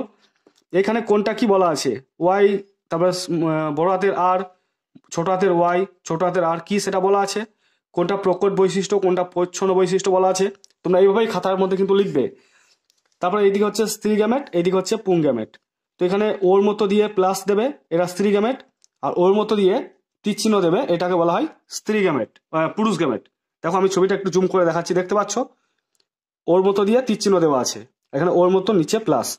তো এখানে বড় হাতের ওয়াই, বড় হাতের আর, এই চারটেকে ডান দিকে লিখেছে, আবার এই চারটেকে উপর নিচে লিখেছে। দেখো উপর নিচে লিখেছে, কি বললাম, এই চারটে গ্যামেটকে দেখো সোজা লিখলো, আবার এইগুলো আবার নিচের দিকে লিখলো। এটার সঙ্গে এটা গুণ, দেখো এটা পাচ্ছি, এটার সঙ্গে এটা গুণ, দেখো এটা পাচ্ছি, এটার সঙ্গে এটা গুণ, এটা পাচ্ছি, এটার সঙ্গে এটা গুণ, এটা পাচ্ছি। আবার এটার সঙ্গে এটা গুণ করো, এটা পাবে, এটার সঙ্গে এটা গুণ করো, এটা পাবে, এটার সঙ্গে এটা গুণ করো, এটা পাবে, এটার সঙ্গে এটা গুণ করো, এটা পাবে। যদি আমি বলি এটা কিভাবে পাবে, তাহলে এইটার সঙ্গে তুমি এইটা গুণ করো, তাহলে এটা পেয়ে যাবে। তো এইভাবে করেছে। তোমাদের এই নিচে লেখা আছে, এইগুলো লেখার দরকার নেই। আর যদি তোমাদের মনে হয় যে লেখার দরকার আছে তো লিখে দিতে পারো, তো এইগুলো না লিখলেও চলবে, ঠিক আছে। তো তোমরা চাইলে লিখে দিতে পারো। এখানে অবশ্যই দেবে F2 হচ্ছে দ্বিতীয় অপত্য জন্য। প্রথমে আমরা দেখেছিলাম, জুমটা কমিয়ে দিচ্ছি দেখো, প্রথমে আমরা দেখেছিলাম কোথায় বলো তো, এইখানে দেখেছিলাম F1 প্রথম অপত্য জনু। এখন আমরা দ্বিতীয় অপত্য জনুতে দেখলাম এটা তৈরি হচ্ছে। এরপর তোমাদের যে কথাটা লিখতে হবে সেটা আমি দেখাবো। আশা করছি তোমাদের সববার লেখা হয়ে গেছে, এইখান থেকে আরম্ভ করে একদম এতটা লিখবে। তো চলো এবার কি লিখবে সেটা আমি তোমাদেরকে দেখাচ্ছি। তারপরে লিখবে F2 জনুর ফিনোটাইপ অনুপাত 9:3:3:1, আর F2 জনুর জিনোটাইপ অনুপাত 1:2:2:1:1:2:1:1। তো এটা তোমরা লিখে নেবে। এবার প্রথম পার্টটা আমরা পেয়ে গেলাম, এবার আমরা দ্বিতীয় পার্টটা দেখে নেব। দেখো দ্বিতীয় পার্টটা কি বলেছে, এই সংকরায়ন থেকে বংশগতির যে সূত্রটি পাওয়া যায় তা বিবৃত করো। দেখো এখানে আমি লিখেছি, এই সংকরায়ন থেকে বংশগতির স্বাধীন বিন্যাসের সূত্র পাওয়া যায়। সূত্রটি হলো, দুই বা ততোধিক জোড়া বিপরীতধর্মী যুগ্ম বৈশিষ্ট্যের উপাদান জনিত্র থেকে অপত্যে একত্রিত হলেও তারা কখনো মিশ্রিত হয় না, পরন্তু অপত্রের গ্যামেট তৈরির সময় প্রতি জোড়া উপাদান পরস্পর থেকে পৃথক হয় এবং সম্ভাব্য সব সমন্বয়ে স্বতন্ত্রভাবে তাদের বিন্যাস ঘটে। তো বন্ধুরা, এই ছিল তোমাদের প্রত্যেকটা প্রশ্নের একদম সঠিক উত্তর। আশা করছি ভিডিওটা তোমাদের ভালো লেগেছে। আর ভিডিওটা ভালো লেগে থাকলে অবশ্যই ভিডিওটাকে লাইক করো, আর চ্যানেলটাতে নতুন এসে থাকলে অবশ্যই চ্যানেলটাকে সাবস্ক্রাইব করে দিয়ে পাশে থাকা বেল আইকনটিকে ক্লিক করে রেখো। আর পারলে তোমরা ভিডিওটা তোমাদের বন্ধুদের মধ্যেও শেয়ার করো। তো তোমরা সবাই ভালো থেকো, সুস্থ থেকো, থ্যাংক ইউ।